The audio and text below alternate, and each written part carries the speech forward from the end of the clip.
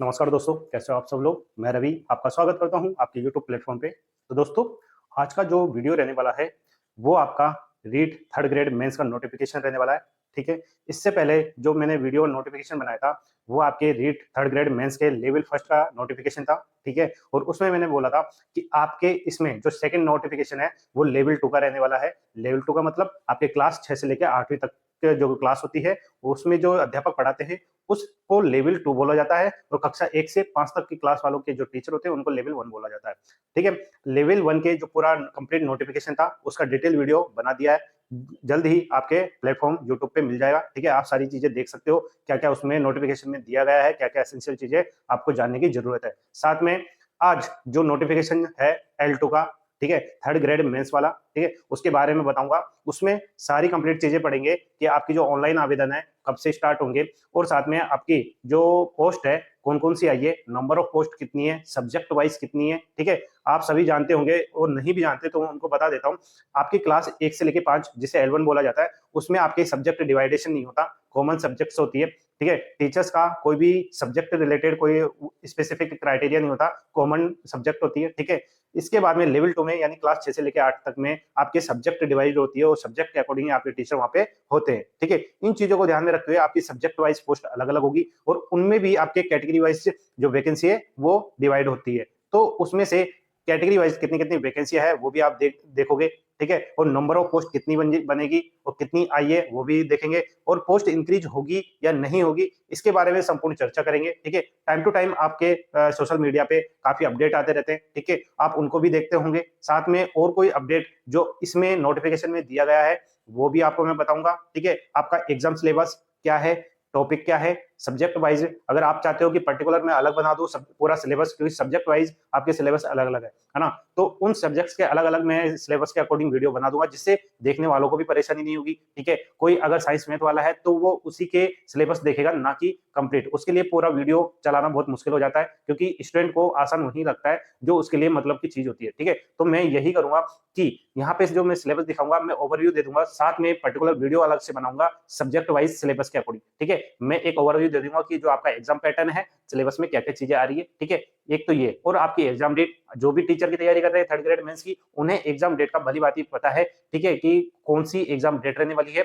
Okay, इसके बाद में दोस्तों, अब जो कोई कैंडिडेट हमारी वीडियो को देख रहे हैं, ठीक है, या पहले से जुड़े हुए हैं या पहली बार वीडियो को देख रहे हैं, चैनल पे पहली बार आए, अब तक इस चैनल को सब्सक्राइब नहीं करो, सब्सक्राइब कर लीजिए। साथ में वीडियो को लाइक कीजिए, ज्यादा से ज्यादा शेयर कीजिए, और बेल आइकन दबाना ना भूलिए, जिससे आगामी जो भी कोई अपडेट होता हो यूट्यूब में, जितने भी कोई नए नोटिफिकेशन आते हैं उनकी सूचना आपको मिलती रहे। ठीक है, क्योंकि विभिन्न प्रकार की नई वैकेंसी आती है गवर्नमेंट के through, central government, state government, bank, railway, उनमें वैकेंसी का अप डाउन चलता रहता है, किसी में कम आ रही है, किसी में ज्यादा आ रही है, और किसी में क्या चीजें अपलोड हो रही है, दिक्कतें। तो दोस्तों, आप अभी देख सकते हो कि जब ये नोटिफिकेशन में आपको बताऊंगा कि क्या क्या चीजें दी गई है, तो उसमें काफी चीजें आपको देखने को मिलेगी।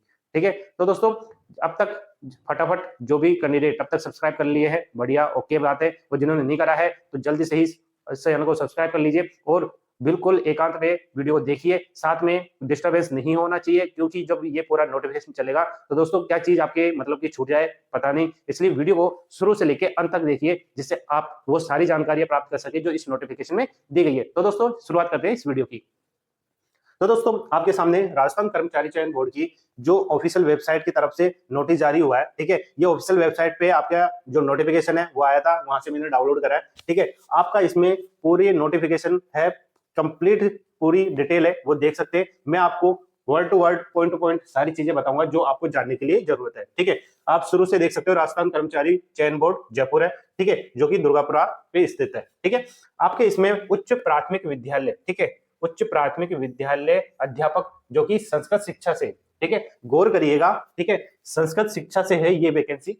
ठीक है, आप कंफ्यूज ऐसा नहीं होगा कि जितनी भी आप नॉर्मल अपर प्राइमरी स्कूल देखते हो कि वो वाली वैकेंसी है, पर उसमें भी आप ये देखिए संस्कृत शिक्षा वाली है। इसको मद्देनजर करते हुए आप इस भर्ती को देखना है। ठीक है, ओके, लेवल 2 की वैकेंसी है, जैसे मैंने बोला था, तो कक्षा 6 से लेकर 8वीं तक के जो स्टूडेंट है उनको यहाँ पे पढ़ाया जाता है। ठीक है, सीधी भर्ती है आपकी 2025 की।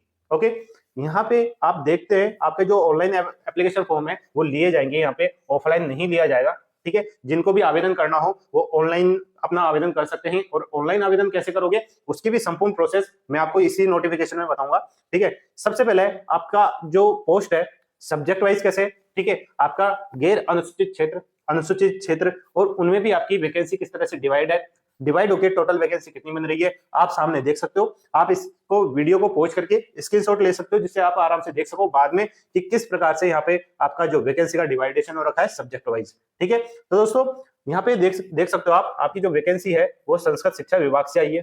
ठीक है, आपकी यहाँ पे प्रारंभिक शिक्षा विभाग से नहीं आई, ओनली संस्कृत शिक्षा विभाग से आई है। ये आपको गौर करने की जरूरत है। मैं बार बार इसलिए बता रहा हूँ क्योंकि कंफ्यूजन ना हो कि इस तरह से कम वैकेंसी क्यों आई है। ठीक है, कारण यही है, ये संस्कृत शिक्षा विभाग की टीचर की वैकेंसी है। ठीक है, यहाँ पे आप देख सकते हो आपके उच्च प्राथमिक विद्यालय अपर प्राइमरी स्कूल है, उनके टीचर की सीधी भर्ती है। ठीक है, लेवल 2 की सारी भर्ती है, सब्जेक्ट वाइज यहाँ पे डिवाइडेशन है।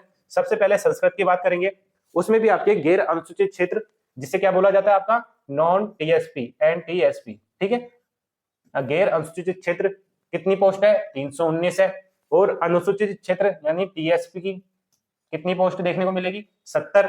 इसी प्रकार से आपका नेक्स्ट आता है हिंदी सब्जेक्ट, उसमें आपका नॉन टीएसपी का जो वैकेंसी है 156 है, अनुसूचित क्षेत्र की 18 है। इसके बाद में अंग्रेजी विषय की बात करते हैं, आपका गैर अनुसूचित क्षेत्र में 202 है, अनुसूचित क्षेत्र में 19 है। इसके बाद में सामाजिक विज्ञान की बात करेंगे। ठीक है, इसमें आपका गैर अनुसूचित क्षेत्र में 272 है और अनुसूचित क्षेत्र में 24 है। ओके, अब लास्ट बात करेंगे आपके गणित विज्ञान की, मैथ साइंस की। मैथ साइंस में दोस्तों गैर अनुसूचित क्षेत्र की 970 है और अनुसूचित क्षेत्र की 73 है। दोस्तों आप देख रहे होंगे टेबल में कि आपकी जो सबसे ज्यादा वैकेंसी आई है वो आपकी आई है साइंस मैथ में। ठीक है, साइंस मैथ में सबसे ज्यादा वैकेंसी है। जो संस्कृत विषय है उसमें भी काफी अच्छी वैकेंसी देखने को मिलेगी। ठीक है, ये मान लो सेकंड नंबर पे आपका साइंस मैथ के बाद में संस्कृत शिक्षा की आएगी, जिसमें सबसे ज्यादा पोस्ट है। ठीक है, तो दोस्तों वैकेंसी इस तरह से है। टोटल वैकेंसी यहाँ पे आप देख रहे होंगे 2123 वैकेंसी है। ठीक है, आपके यहाँ पे 2123 वैकेंसी है टोटल। ये वैकेंसी आपको यहाँ पे देखने को मिलेगी, और यही वैकेंसी आपके सब्जेक्ट वाइज में टीएसपी नॉन टीएसपी में इस तरह से आपकी डिवाइड होगी। और साथ में जब आपका यहाँ पे सब्जेक्ट वाइज अलग अलग पोस्ट होगी, उसमें भी आपका जो कैटेगरी है कैटेगरी वाइज भी यहाँ पे डिवाइडेशन हो जाएगा। आपकी जनरल की एससी, एसटी, ओबीसी, एमबीसी और ओबीसी और शहरिया, इनमें जब डिवाइडेशन होगा इन पोस्ट का पर्टिकुलर, तो दोस्तों बहुत कम वैकेंसी है जो आपके जो कैटेगरी वाइज में वो देखने को मिलेगी। दोस्तों इस बार कम से कम ये मान लो 15-20 सालों में ये पहली बार हुआ है जिसमें इतनी कम वैकेंसी आई है। कारण क्या है? कारण यह है कि ये जो वैकेंसी है ओनली संस्कृत शिक्षा विभाग की है। संस्कृत शिक्षा विभाग की है, इसलिए भर्ती सबसे कम है। अभी प्रारंभिक शिक्षा विभाग में वैकेंसियां नहीं आई। कारण क्या है दोस्तों? कारण आपको बता देता हूँ। सभी जो स्टूडेंट है तैयारी कर रहे हैं टीचर की 3rd ग्रेड की, वो इसीलिए इंतजार कर रहे थे कि वैकेंसी ज्यादा से ज्यादा है। कारण मैं स्टार्टिंग में बता देता हूँ, ठीक है। कारण यह है दोस्तों कि अभी आप अगर नॉलेज में हो, अपडेट हो सारी चीजों से, तो दोस्तों आपको पता है आपके जो स्कूल में फर्स्ट ग्रेड के अधिकारी होते हैं यानी टीचर होते हैं, उनका प्रमोशन पहले हो चुका है, ठीक है। उसके बाद में होगा किसका? 2nd ग्रेड टीचर का, उसके बाद में 3rd ग्रेड। पर अभी 2nd ग्रेड टीचर का प्रमोशन नहीं हुआ है, ठीक है। 2nd ग्रेड टीचर का प्रमोशन नहीं हुआ तो 3rd ग्रेड का प्रमोशन भी अटका हुआ है, ठीक है। जब ये प्रक्रिया चालू होगी यानी 2nd ग्रेड वाले जो टीचर है वो प्रमोट होंगे किसमें? 1st ग्रेड में। तो दोस्तों 2nd ग्रेड की सीटें खाली होंगी और उसके बाद में 3rd ग्रेड वाले जो प्रमोट होकर 2nd ग्रेड टीचर बनेंगे, तब जाके 2nd ग्रेड की जो 3rd ग्रेड है सॉरी उसकी पोस्ट क्रिएट होगी यानी खाली होगी। तब जाके बोर्ड द्वारा यदि शिक्षा विभाग द्वारा हर स्कूलों से ये चीजें कैलकुलेट करवाएंगे कि कितनी 3rd ग्रेड की वैकेंसी खाली है, सब्जेक्ट वाइज कितनी खाली है, एक कक्षा लेवल 1 की कितनी खाली है, लेवल 2 की कितनी खाली है और लेवल 2 में सब्जेक्ट वाइज कितनी खाली है, ऐसे और कैटेगरी वाइज कितनी खाली। ये जब सारा डाटा शिक्षा विभाग के पास जाएगा और शिक्षा विभाग आपको जो बोर्ड है राजस्थान चयन कर्मचारी बोर्ड जयपुर, वहां पे अभ्यर्थना भेजेगा, तब जाके ये पूरी भर्ती होती है, तब जाके एक साथ वैकेंसी आती है। पर दोस्तों अभी 2nd ग्रेड के प्रमोशन नहीं हुए, तो दोस्तों 3rd ग्रेड के प्रमोशन भी अटके हैं और सीटें भी खाली नहीं है, ठीक है। पर अंदाजा ये है कि अगर 3rd ग्रेड के प्रमोशन 2nd ग्रेड में हो जाते हैं तो ये मान के चलिए कि जो आपकी वैकेंसी है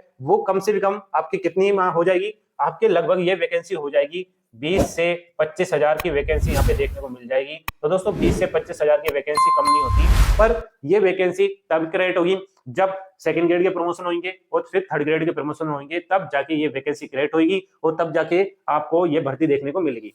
पर अब नोटिफिकेशन निकल चुका है, ठीक है, और सभी स्टूडेंट जानते हैं, जो नहीं जानते उनको मैं बता देता हूँ कि आपके जब नोटिफिकेशन आ जाता है, ठीक है, नोटिफिकेशन आने के बाद में आपकी जितनी भी पोस्ट आती है कैटेगरी वाइज में, सब्जेक्ट वाइज में, टोटल में, है ना, तो उसमें आपका पहले जो प्रोविजन था ये था कि कम से कम 50% पोस्ट इंक्रीज कर सकते हैं, यानी बढ़ोतरी कर सकते हैं जितनी वैकेंसी आई है, ठीक है। पर उसमें भी संशोधन कर दिया है, संशोधन करके 50% को 100% कर दिया। अब वैकेंसी जितनी वैकेंसी आई है उसका 100% यानी बिल्कुल आपका 1 गुना वापस बढ़ सकती है। मान के चलिए अभी कितनी है 2123, ठीक है। पर ये संस्कृत शिक्षा विभाग की है, ठीक है, और कैटेगरी वाइज सब्जेक्ट वाइज अलग अलग है, ठीक है। अगर बढ़ेगी, ठीक है, बढ़ती है तो दोस्तों इसका 100% मान लो लगभग इतना ही गुना, इसका 2 गुना कर लो, ठीक है, 2 गुना कर लो, कितना होगा लगभग 4246 आपकी पोस्ट बन जाएगी, है ना। ये जब नोटिफिकेशन निकल चुका है इसके बाद की बात है, अगर सीटें इंक्रीज होती है तो पदों में बढ़ोतरी होती है, ठीक है। ये चीज आपके माइंड में क्लियर होना चाहिए, ठीक है। अगर आपको लगता है कि नहीं 15-20 हजार बढ़ जाए तो अच्छा रहे, दोस्तों ऐसा नहीं होता।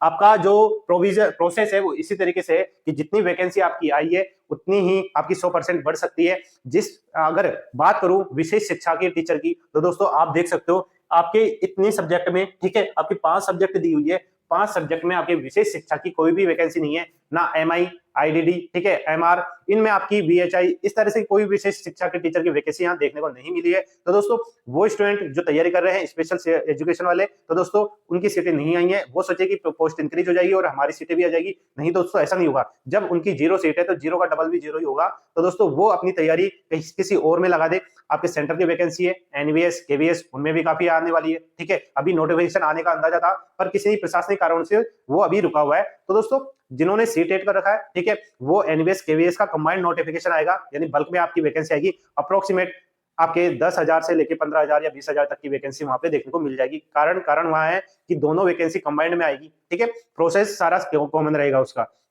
अब ये था विशेष शिक्षा और जिनकी वैकेंसी इसमें नहीं आई, ठीक है। अब दोस्तों अब वापस आते हैं अपने नोटिफिकेशन में, ठीक है। ये सारी चीजें थी जो आपको जानने की जरूरत थी, बताने की जरूरत थी, ठीक है। फिर भी किसी स्टूडेंट को कोई भी किसी भी तरह का कोई कंफ्यूजन है, कोई क्वेरी है, ठीक है, कोई सवाल पूछना चाहता है, कमेंट बॉक्स में कमेंट कर सकते हैं, आपका जवाब आपको मिल जाएगा, ठीक है। कंफ्यूज होने की जरूरत नहीं है आपको, ठीक है। अब आ जाते हैं दोस्तों आपका यहाँ पे आप देख रहे होंगे कि जो समान पात्रता परीक्षा है, ठीक है, जो टीचर की वैकेंसी की तैयारी कर रहा है राजस्थान में 3rd ग्रेड की, तो दोस्तों उसको पता है कि आपके यहाँ पे रीट 2022, ठीक है, रीट 2022 और रीट 2025, ये 2 साल आपके रीट पात्रता परीक्षा एग्जाम कंडक्ट हुई थी। जिन स्टूडेंट ने ये 2 एग्जाम्स क्वालिफाई करा है कैटेगरी वाइज में, जो मिनिमम पासिंग मार्क्स आपसे मांगा जाता था, ठीक है, वो क्वालिफाई करा है, तो दोस्तों वही स्टूडेंट इस एग्जाम को फिल कर सकते हैं, ठीक है। ये एलिजिबिलिटी का क्राइटेरिया है, इसको आपको पूरा करना है क्योंकि एग्जाम लग चुकी है। पहले जब फरवरी 2025 में फरवरी के अप्रोक्सीमेट में वो डेट अप्रोक्सीमेट ये मान के चलिए शायद 28 फरवरी एग्जाम थी, ठीक है। उस दौरान आपका रीट 2025 का एग्जाम कंडक्ट हुआ था, ठीक है। उसमें जो स्टूडेंट क्वालिफाई करे कैटेगरी वाइज, जो एक मिनिमम क्वालिफाई मार्क्स आपको लाना था, तो दोस्तों वही स्टूडेंट यहाँ पे फॉर्म भर सकता है, ठीक है। अब यहाँ पे एक नजर देख लेते हैं कि किन स्टूडेंट ने रीट में कितना प्रतिशत लाया है और कौन एलिजिबल है, ठीक है। जैसा यहाँ पे मैंने बोला था राजस्थान पात्रता परीक्षा, ठीक है, 2022 और 2025, ठीक है। यहाँ पे न्यूनतम प्राप्तांक प्रतिशत अर्जित करना अनिवार्य है, ठीक है, जैसे मैंने बोला वो लिखा हुआ है, ओके। अब आ जाते हैं यहाँ पे परसेंटेज क्राइटेरिया दे रखा है कि किन स्टूडेंट के कैटेगरी वाइज में किनको कितना प्रतिशत लाना था आपका पात्रता परीक्षा में, ठीक है। आपका सामान्य यूआर की बात करते हैं, जनरल की बात करते हैं, तो दोस्तों इसमें नॉन टीएसपी में 60% और टीएसपी में 60% लाना है, ठीक है। जो एसटी कैंडिडेट है उन्हें अगर वो नॉन टीएसपी से है तो उन्हें 55% और टीएसपी से है तो 36% लाना जरूरी है। इसके बाद में अगर कैंडिडेट एससी, ओबीसी, एमबीसी और ईडब्ल्यूएस से बिलोंग करते हैं कैंडिडेट, तो उन्हें चाहे टीएसपी हो नॉन टीएसपी हो उन्हें 55% यहाँ पे लाना जरूरी है, मिनिमम क्राइटेरिया है। इसके बाद समस्त श्रेणी के विधवा, ठीक है, चाहे वो कैटेगरी किसी भी हो, UR, general, SC, OBC, MBC, किसी भी कैटेगरी की, अगर वो विधवा महिला है, ठीक है, परित्यक्ता महिला है, तो उनका क्राइटेरिया है नॉन टीएसपी में 50 और टीएसपी में 36, ठीक है। और समस्त श्रेणी के भूतपूर्व अगर कोई सैनिक है तो उन्हें यहाँ 50% लाना अंक जरूरी है, ठीक है। आपके जो दिव्यांगजन अभ्यर्थी है, स्टूडेंट है, उनमें आपके कितने लाना जरूरी है? 40%। साथ में आपके सहरिया जनजाति, जो भी कई कैंडिडेट है, सहरिया जनजाति कहाँ पे पड़ती है आपकी? राजस्थान के 12 जिले में। तो दोस्तों उनको यहाँ पे टीएसपी है, नॉन टीएसपी सॉरी, उनको 36% न्यूनतम अंक लाना जरूरी है, किसमें? राजस्थान पात्रता परीक्षा में, ठीक है, चाहे वो 2022 की हो या 2025 की हो, ठीक है। अब दोस्तों आगे आते हैं, इस चीज को क्लियर हो गए होंगे। नेक्स्ट आता है कि जब आप ऑनलाइन आवेदन करें, ठीक है, जो भी कोई कैंडिडेट ऑनलाइन आवेदन करे, ठीक है, इसमें तो दोस्तों आपकी जो 2022 की परीक्षा है पात्रता वाली और 2025 की है, ठीक है, उसमें जो समस्त आपकी चीजें जैसे रोल नंबर, प्राप्तांक, उत्तीर्ण करने का जो वर्ष है, ये डिटेल आपको बिल्कुल फिल करनी है, करेक्ट भरनी है, सही भरनी है, ठीक है। कारण आपका जब डेबी होगा तो आपसे को वहां से मैच करेंगे कि आपने जो इन्फॉर्मेशन दी है, आपने जो डाटा भरा है वो करेक्ट भरा है या नहीं भरा है, ठीक है। इसके बाद में आपका यहाँ पे आगे आ जाते हैं कि आपके इसमें जो उत्कृष्ट खिलाड़ी है, ठीक है, उत्कृष्ट खिलाड़ी कौन होते हैं वो आपको नीचे पता चल जाएगा, ठीक है। उत्कृष्ट खिलाड़ी का एक अंदाजा बता देता हूँ रफली, कि जो भी एक विशेष खेल में, पर्टिकुलर किसी खेल में, किसी राष्ट्रीय स्तर पे, जिला स्तर पे, अंतरराष्ट्रीय स्तर पे, वैश्विक लेवल पे किसी न किसी आपकी प्रतियोगिता में कुछ ना कुछ आपके गोल्ड मेडल लाया होता है, ठीक है, तो दोस्तों वहां उनको उत्कृष्ट खिलाड़ी के रूप में जाना जाता है, ठीक है। और उल्लेखित देख लेते हैं क्या क्या है इसमें। उत्कृष्ट खिलाड़ी के लिए बता रखा है कि ये आपकी कैटेगरी है, ठीक है। अब इनमें जो आपका समान पात्रता परीक्षा है, ठीक है, उसमें छूट प्रदान करते हुए अंक निर्धारण किया जाएगा, यानी आपकी कोई भी उत्कृष्ट खिलाड़ी है उनको कैटेगरी वाइज में जो छूटें मिलनी चाहिए वो आपको वहां प्रदान करेंगे, ठीक है। इसके बाद में आवेदन की प्रक्रिया, यानी आप जो आवेदन करते हो ऑनलाइन प्रोसेस करोगे, आपका 2025 का जो ये आवेदन है रीट मेंस थर्ड ग्रेड का, तो दोस्तों इसमें क्या क्या प्रोसेस है, ठीक है, ये देख लेते हैं। ओके, इसमें आप दोस्तों ऑनलाइन फॉर्म आपका आवेदन होगा, ओके, ठीक है। आपका आवेदन कहां से होगा, आपका एसएसओ पोर्टल होगा, ठीक है। एसएसओ पोर्टल क्या होता है, क्योंकि जो कैंडिडेट पहले से एग्जाम देते हैं एसएसओ से, ठीक है, चाहे वो अध्ययन बोर्ड की कोई भी एग्जाम हो, आरपीएससी की कोई भी एग्जाम हो, वहां से बहुत सारी वैकेंसियां अपडेट होती है। लोग अगर एलिजिबल होते हैं स्टूडेंट तो वो वहां पे फॉर्म भरते हैं और एग्जाम देते हैं, ठीक है। ये एसएसओ पोर्टल एक माध्यम बना दिया, ठीक है। अब इसमें क्या करना होता है, जो स्टूडेंट पहले से फिल करे होते हैं यानी लॉगिन करे होते हैं, उनके पास यूजर आईडी और पासवर्ड होता है, ठीक है। यूजर आईडी पासवर्ड होगा तो वो यहाँ पे इस साइट पे जाके अपना आईडी है वो ओपन कर सकते हैं, उसमें आपकी जो वैकेंसियां आती रहती है वहां ऑप्शन में अप्लाई करके आप अपना आवेदन कर सकते हैं, ठीक है। ये तो एक प्रोसेस है, ठीक है। जब किसी ने अगर इसमें रजिस्ट्रेशन नहीं करा, ठीक है, रजिस्ट्रेशन नहीं करा तो उसके पास यूजर आईडी और पासवर्ड भी नहीं होगा, कंफर्म है। और यूजर आईडी और पासवर्ड अगर नहीं होगा तो वो लॉगिन भी नहीं कर सकता। तो उसके लिए जरूरी क्या है, जो भी फ्रेशर कैंडिडेट है पहली बार अप्लाई कर रहे हैं तो उनको क्या चाहिए, आपको यूजर आईडी और पासवर्ड चाहिए। वो कैसे मिलेगा, जब आप इस लिंक को ओपन करोगे, ठीक है, आपके सामने एक डैशबोर्ड ओपन हो जाएगा, ठीक है, इंटरफेस ओपन होगा, उसमें आपका लॉगिन आईडी यानी यूजर आईडी और पासवर्ड मांगेगा, कैप्चर आएगा, फिर सबमिट बटन आएगा, ठीक है। आपके पास यूजर आईडी पासवर्ड नहीं है तो आप नीचे देखोगे कि न्यू रजिस्ट्रेशन क्रिएट करने का ऑप्शन आएगा, ठीक है। जब आप न्यू रजिस्ट्रेशन पे क्लिक करोगे तब आपके सामने आप वहां पे रजिस्ट्रेशन कैसे कर पाओगे, या तो आपका जन आधार हो, ठीक है, या तो भामाशाह कार्ड हो, या आपका आधार कार्ड हो। इससे इनकी डिटेल डाल के आप वहां पे रजिस्ट्रेशन कर सकते हैं। रजिस्ट्रेशन करते वक्त आपका नाम, ठीक है, आपका डीओबी, आपका फादर नेम, मदर नेम, ठीक है, ये एसेंशियल चीजें होती है वो मांगी जाती है, और कुछ चीजें फेच हो जाती है। फेच का मतलब जो डाटा आधार कार्ड में आपका दिया गया है, तो आधार कार्ड की डिटेल डालोगे या भामाशाह की या जनाधार की, वो डिटेल अपने आप फेच कर लेगा, और कुछ एसेंशियल चीजें और मांगी जाएगी वो आपको फिल करनी है, ठीक है। आपका उसमें यूजर आईडी आप क्या बनाना चाहते हो, पासवर्ड क्या बनाना चाहते हो, वो आपको फिल करना है और लास्ट सबमिट दबाना है। इस तरह से आपका जो एसएसओ आईडी का यूजर आईडी और पासवर्ड है वो क्रिएट हो जाएगा, ठीक है। आपके पास यूजर आईडी और पासवर्ड आ गया। अब आते हैं इस वापस वेबसाइट पे। जब ये वेबसाइट ओपन होगी तब आप वहां पे अपना यूजर आईडी, ठीक है, और पासवर्ड फिल करोगे, यानी लॉगिन कर रहे। लॉगिन कर लिया आपने, लॉगिन करने के बाद में आपके सामने वापस एक इंटरफेस ओपन हुआ, बहुत सारी आपकी एप्लीकेशन वहां पे देखने को मिली। उस एप्लीकेशन में एक एप्लीकेशन आप देखोगे, सिटीजन ऐप G2C, ठीक है। ये एप्लीकेशन पे आप क्लिक करने के बाद में वापस एक नया इंटरफेस ओपन होगा, उसमें आपको दिखाई देगा रिक्वायरमेंट पोर्टल, ठीक है।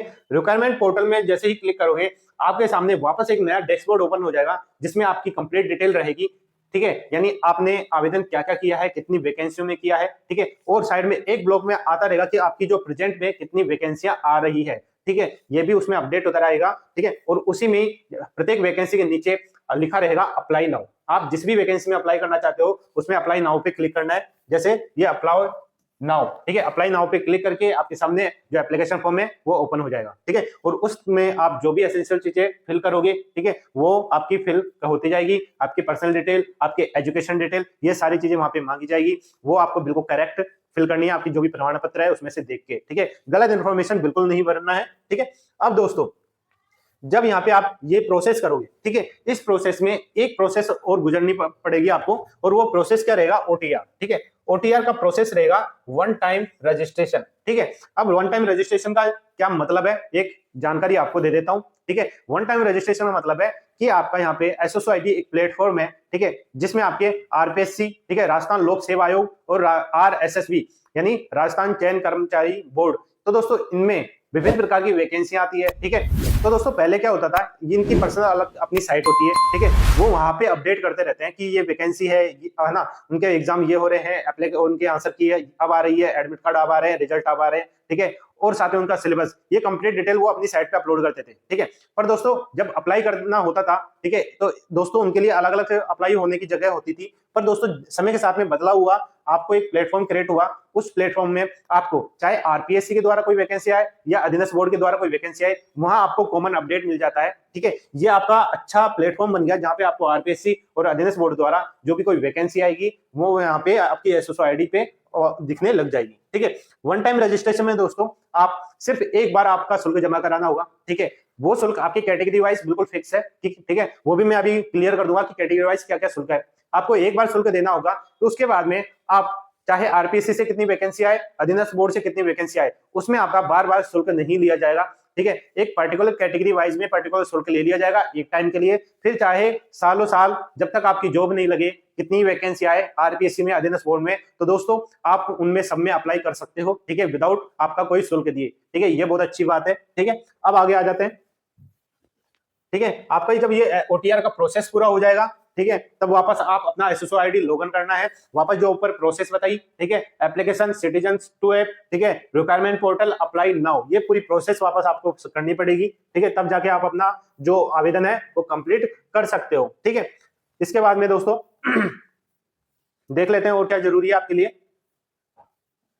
दोस्तों जो आपका ओटीआर है, ठीक है, ओटीआर वन टाइम रजिस्ट्रेशन, उसमें जो शुल्क है उसमें अभी बता देता हूं। आपका अगर कोई सामान्य वर्ग है, ठीक है, सामान्य वर्ग में आपका क्रिमिलेयर कैटेगरी है, उसमें कौन आएगा, अन्य पिछड़ा वर्ग, अति पिछड़ा वर्ग के जो भी कैंडिडेट है, तो उनको यहाँ पे 600 रुपए का भुगतान करना होगा वन टाइम रजिस्ट्रेशन में। और इनके अलावा राजस्थान के नॉन क्रिमिलेयर कैटेगरी में अन्य पिछड़ा वर्ग, अति पिछड़ा वर्ग और आर्थिक रूप से कमजोर वर्ग, एससी एसटी कैंडिडेट है, तो उन्हें यहाँ पे 400 रुपए का शुल्क अदा करना पड़ेगा, ठीक है। इनके अलावा जो समस्त दिव्यांगजन कैंडिडेट है, वहां पे उनको 400 रुपए का भुगतान करना पड़ेगा। इस तरह से आपका वन टाइम रजिस्ट्रेशन में जो शुल्क है आपका ये भुगतान करना पड़ेगा, तब जाके आपका ओटीआर का प्रोसेस है वो पूरा होगा, ठीक है। ये ओटीआर का प्रोसेस पूरा होने के बाद में ही आपका जो एप्लीकेशन आवेदन है वो ओपन होगा, तभी आप अपना आवेदन कर सकेंगे, चाहे वो कोई सी भी वैकेंसी का हो। ओके, नेक्स्ट आते हैं।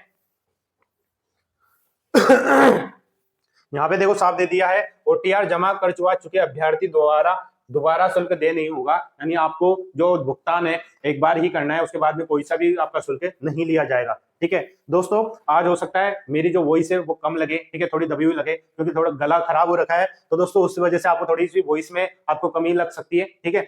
आप अपनी जो मोबाइल की वॉइस है, चाहे पीसी में देख रहे हो, ठीक है, या मोबाइल में, वॉइस बढ़ा के लीजिएगा, ठीक है। आज वॉइस कम है मेरी, ठीक है, गला खराब है इसलिए। एक इंपॉर्टेंट अपडेट, ठीक है, इंपॉर्टेंट अपडेट है, और उस इंपॉर्टेंट अपडेट को आपको बता देना चाहता हूँ, ठीक है। जो भी कोई कैंडिडेट ये ओटीआर में प्रोसेस पूरा कर देते हैं, आपके पास यूजर आईडी पासवर्ड हो जाते हैं, ठीक है, चाहे आपकी आरपीएससी की एग्जाम हो, अधीनस्थ बोर्ड की एग्जाम हो, ठीक है, उसमें मान लो आपने बहुत सारी एक वित्तीय वर्ष होता है, सब जानते हैं वित्तीय वर्ष क्या होता है, फिर भी बता देता हूं। इसमें जो वित्तीय वर्ष मांगा जा रहा है आपका कितना है, 1 अप्रैल से लेके आपका 31 मार्च, ठीक है, ये आपका वित्तीय वर्ष है। इस वित्तीय वर्ष में आपके मान लो मल्टीपल आपकी वैकेंसी निकली है, ठीक है, मल्टीपल वैकेंसी में आप एलिजिबल होते हो, आप फिल करते हो, ठीक है।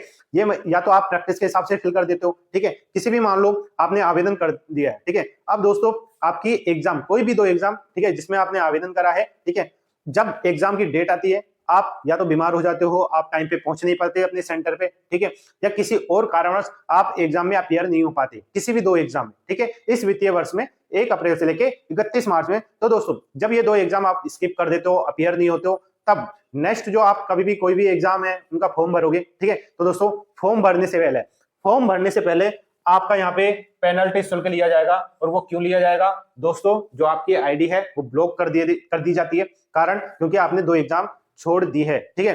अब दोस्तों ये छोड़ने का और ये ब्लॉक करने का मतलब क्या है दोस्तों, आपसे वन टाइम रजिस्ट्रेशन लिया जा रहा है, ठीक है। वन टाइम रजिस्ट्रेशन का मतलब ही यही है कि आप सिर्फ एक बार पेमेंट करो, उसके बाद कितनी वैकेंसी आए उसमें आपको शुल्क देना नहीं पड़ेगा, ठीक है। पर इसका जो दुरुपयोग है वो यही है कि लोग बहुत सारी वैकेंसी आती है, फिल कर देते हैं, अगर इच्छा होती है तो जाते हैं, पास में सेंटर आता है तो जाते हैं, दूर आएगा तो नहीं जाएंगे। होगा क्या, आपका चाहे वो आरपीएससी करवाता हो या अधीनस्थ बोर्ड करवाता हो, उनका जो पैसा है वो खराब होता है। उनको मद्देनजर रखते हुए, क्योंकि काफी चीजें प्रोसेस करनी पड़ती है कि एग्जाम को कंडक्ट करवाने के लिए, तो दोस्तों उनको मद्देनजर रखते हुए ये प्रोसेस करी हुई है कि आपने अगर वित्तीय वर्ष में कोई भी 2 एग्जाम स्किप करी, ठीक है, कारण कुछ भी हो सकता है, ठीक है, तो दोस्तों उस दौरान नेक्स्ट वैकेंसी जब अप्लाई करोगे, अप्लाई करने से पहले आपसे 750 रुपए का भुगतान मांग लिया जाएगा। जब आप ये पेमेंट करोगे, आफ्टर दैट ही आपकी जो आईडी है वो अनब्लॉक करी जाएगी। उसके बाद ही आप अपना जो आवेदन है नेक्स्ट जो वैकेंसी में उसमें कर पाओगे, ठीक है।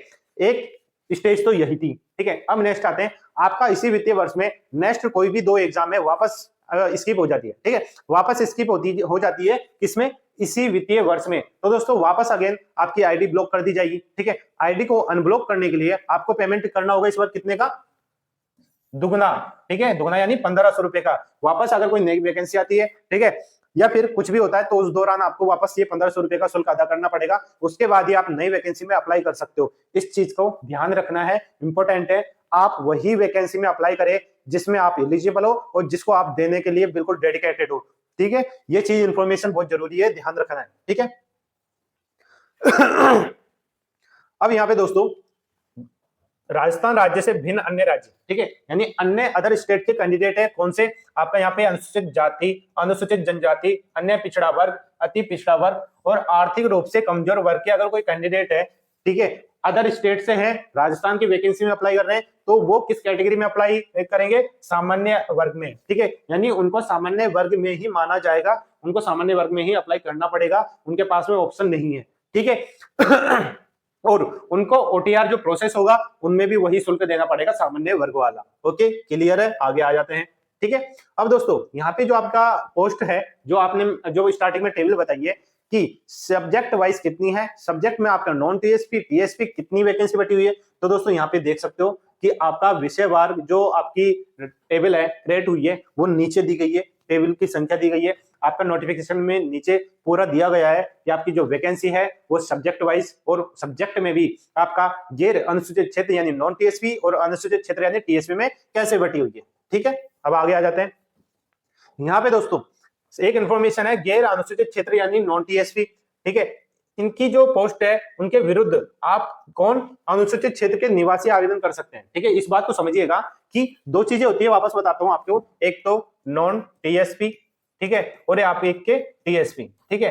तो दोस्तों टीएसपी नॉन टीएसपी कौन आता है वो चीजें भी आपको क्लियर कर देता हूँ, रफली आइडिया। जो राजस्थान के नीचे के वो जिले हैं, ठीक है, डूंगरपुर, बांसवाड़ा, ठीक है, उदयपुर, प्रतापगढ़, सलूंगर, इस टाइप के आपके कम से कम 7-8 जो जिले हैं वो आते हैं इसमें टीएसपी एरिया में, ठीक है।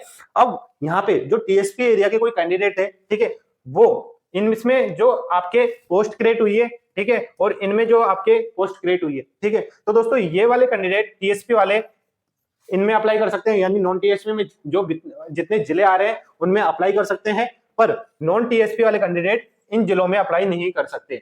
इस चीज को क्लियर है, ठीक है, क्लियर है, नहीं क्लियर है तो यहां समझ लेते हैं। जो भी गैर अनुसूचित क्षेत्र की आपकी पोस्ट क्रिएट है, ठीक है, तो दोस्तों उनके विरुद्ध जो टीएसपी के निवासी है, निवासी वो आवेदन कर सकेंगे, ठीक है। यदि अभ्यर्थी का चयन अनुसूचित क्षेत्र में नॉन टीएसपी दोनों में होता है तो अभ्यर्थी को जब डीबी होगा, दस्तावेज सत्यापन होगा, ठीक है, उसमें आपकी प्राथमिकता मांगी जाएगी। कि प्राथमिकता क्या रहेगी, वो प्राथमिकता डाल देगा, उसके अकॉर्डिंग उसको पोस्ट और जगह मिल जाएगी, ठीक है। इस तरह से ये चीजें हो जाएंगी, ठीक है।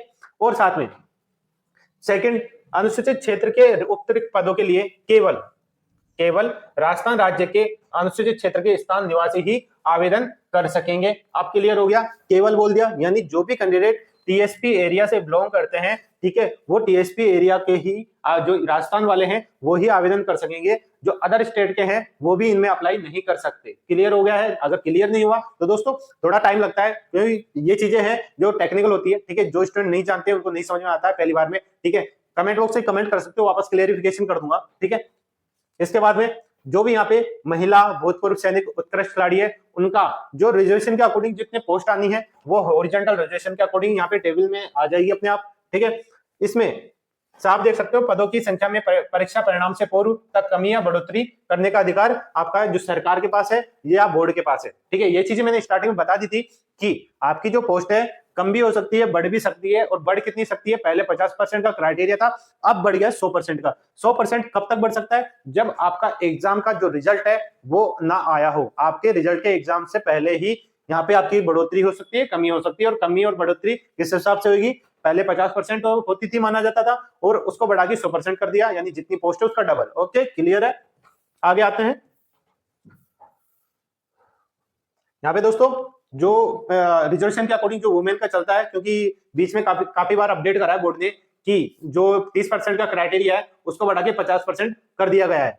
तो दोस्तों उसमें क्या होगा, जो महिला हेतु रिक्तियों का आरक्षण है, जैसे आपका हॉरिजॉन्टल, तो उसमें पहले आपका 30% का अकॉर्डिंग यहाँ पे आपकी पोस्ट आपकी बनेगी, किसकी, वुमेन की। ठीक है, अब महिला अभ्यर्थियों का जो आरक्षण है उस वर्ग में जो महिला आवेदक है, ठीक है, उसको ही उसी वर्ग के अकॉर्डिंग वहां पे जो पोस्ट है क्रिएट होगी। ठीक है, किसी भी वर्ग, ठीक है, सामान्य SC ST अन्य पिछड़ा वर्ग जितने भी आपके यहाँ पे हैं, उसमें पात्र या उपयुक्त महिला अगर आवेदक उपलब्ध नहीं है, यानी आपकी वुमेन की जो पोस्ट है, ठीक है, मान लो आपकी वुमेन की किसी भी कैटेगरी की पोस्ट है, उसमें रिजल्ट आता है, उस कैटेगरी में अगर महिला की कोई सीट नहीं आई, यानी कोई महिला आवेदक उपलब्ध नहीं है, ठीक है, एलिजिबल में नहीं है, तो दोस्तों उसमें उसी वर्ग के जो मेल कैंडिडेट है उनको वो सीट दे दी जाती है। ठीक है, तो दोस्तों ये आपकी प्रोसेस है, टेक्निकली जो जरूरी है चीजें हर कोई नहीं बताता।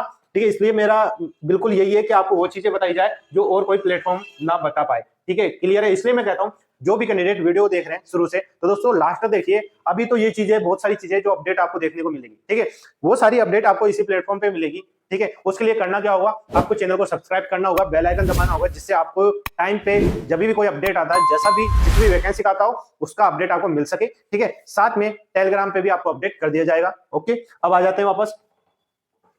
हो गया क्लियर, पुरुष आवेदक द्वारा भरा जाएगा। ओके, अब आ जाते हैं यहाँ पे आपका जो भी महिलाओं के 30% आरक्षित है, ठीक है, उनमें आपका विधवा, ठीक है, और 2% परित्यक्ता वाले, यानी 8% किसका है, 8% तो विधवाओं का है और 2% आपका परित्यक्ता वाली महिलाओं के लिए आरक्षित है। ठीक है, जब ये टेबल आएगी, टेबल में मैं बता दूंगा किस तरह से आपकी जो पोस्ट है वुमेन की, ठीक है, वो डिवाइडेशन है। ठीक है, अब मेन हाईलाइट करके पहले ही बोर्ड ने हाईलाइट करा है, यानी ये चीज आपको जानने की जरूरत है। ठीक है, क्या है, पात्र तथा उपयुक्त महिला अभ्यर्थी, ठीक है, उपलब्ध ना होने की दशा में उनके लिए इस प्रकार आरक्षित रिक्तियां उस वर्ग के पुरुष अभ्यर्थियों द्वारा भरी जाएगी जिसके लिए रिक्तियां आरक्षित है। यानी SC में अगर महिला कैंडिडेट उपलब्ध नहीं है रिजल्ट आने के बाद में, ठीक है, तो दोस्तों SC के ही मेल कैंडिडेट को वो पोस्ट दे दी जाएगी। वापस यहाँ पे क्लियर कर दिया गया है। ठीक है, अब महिला अभ्यर्थियों के लिए, ठीक है, जो आरक्षित रिक्ति पश्चिमवर्ती वर्ष के लिए अग्रनिर्णित नहीं की जाएगी। ठीक है, यानी जो रिक्तियां रह गई है वुमेन की, वो बैकलॉग में नहीं जाएगी, आगे नहीं जाएगी, उनको उनके उसी वर्ग के पुरुष द्वारा फिल कर दिया जाएगा। ठीक है, ये चीज थी जो आपको जानने की जरूरत थी। अब आगे आ जाते हैं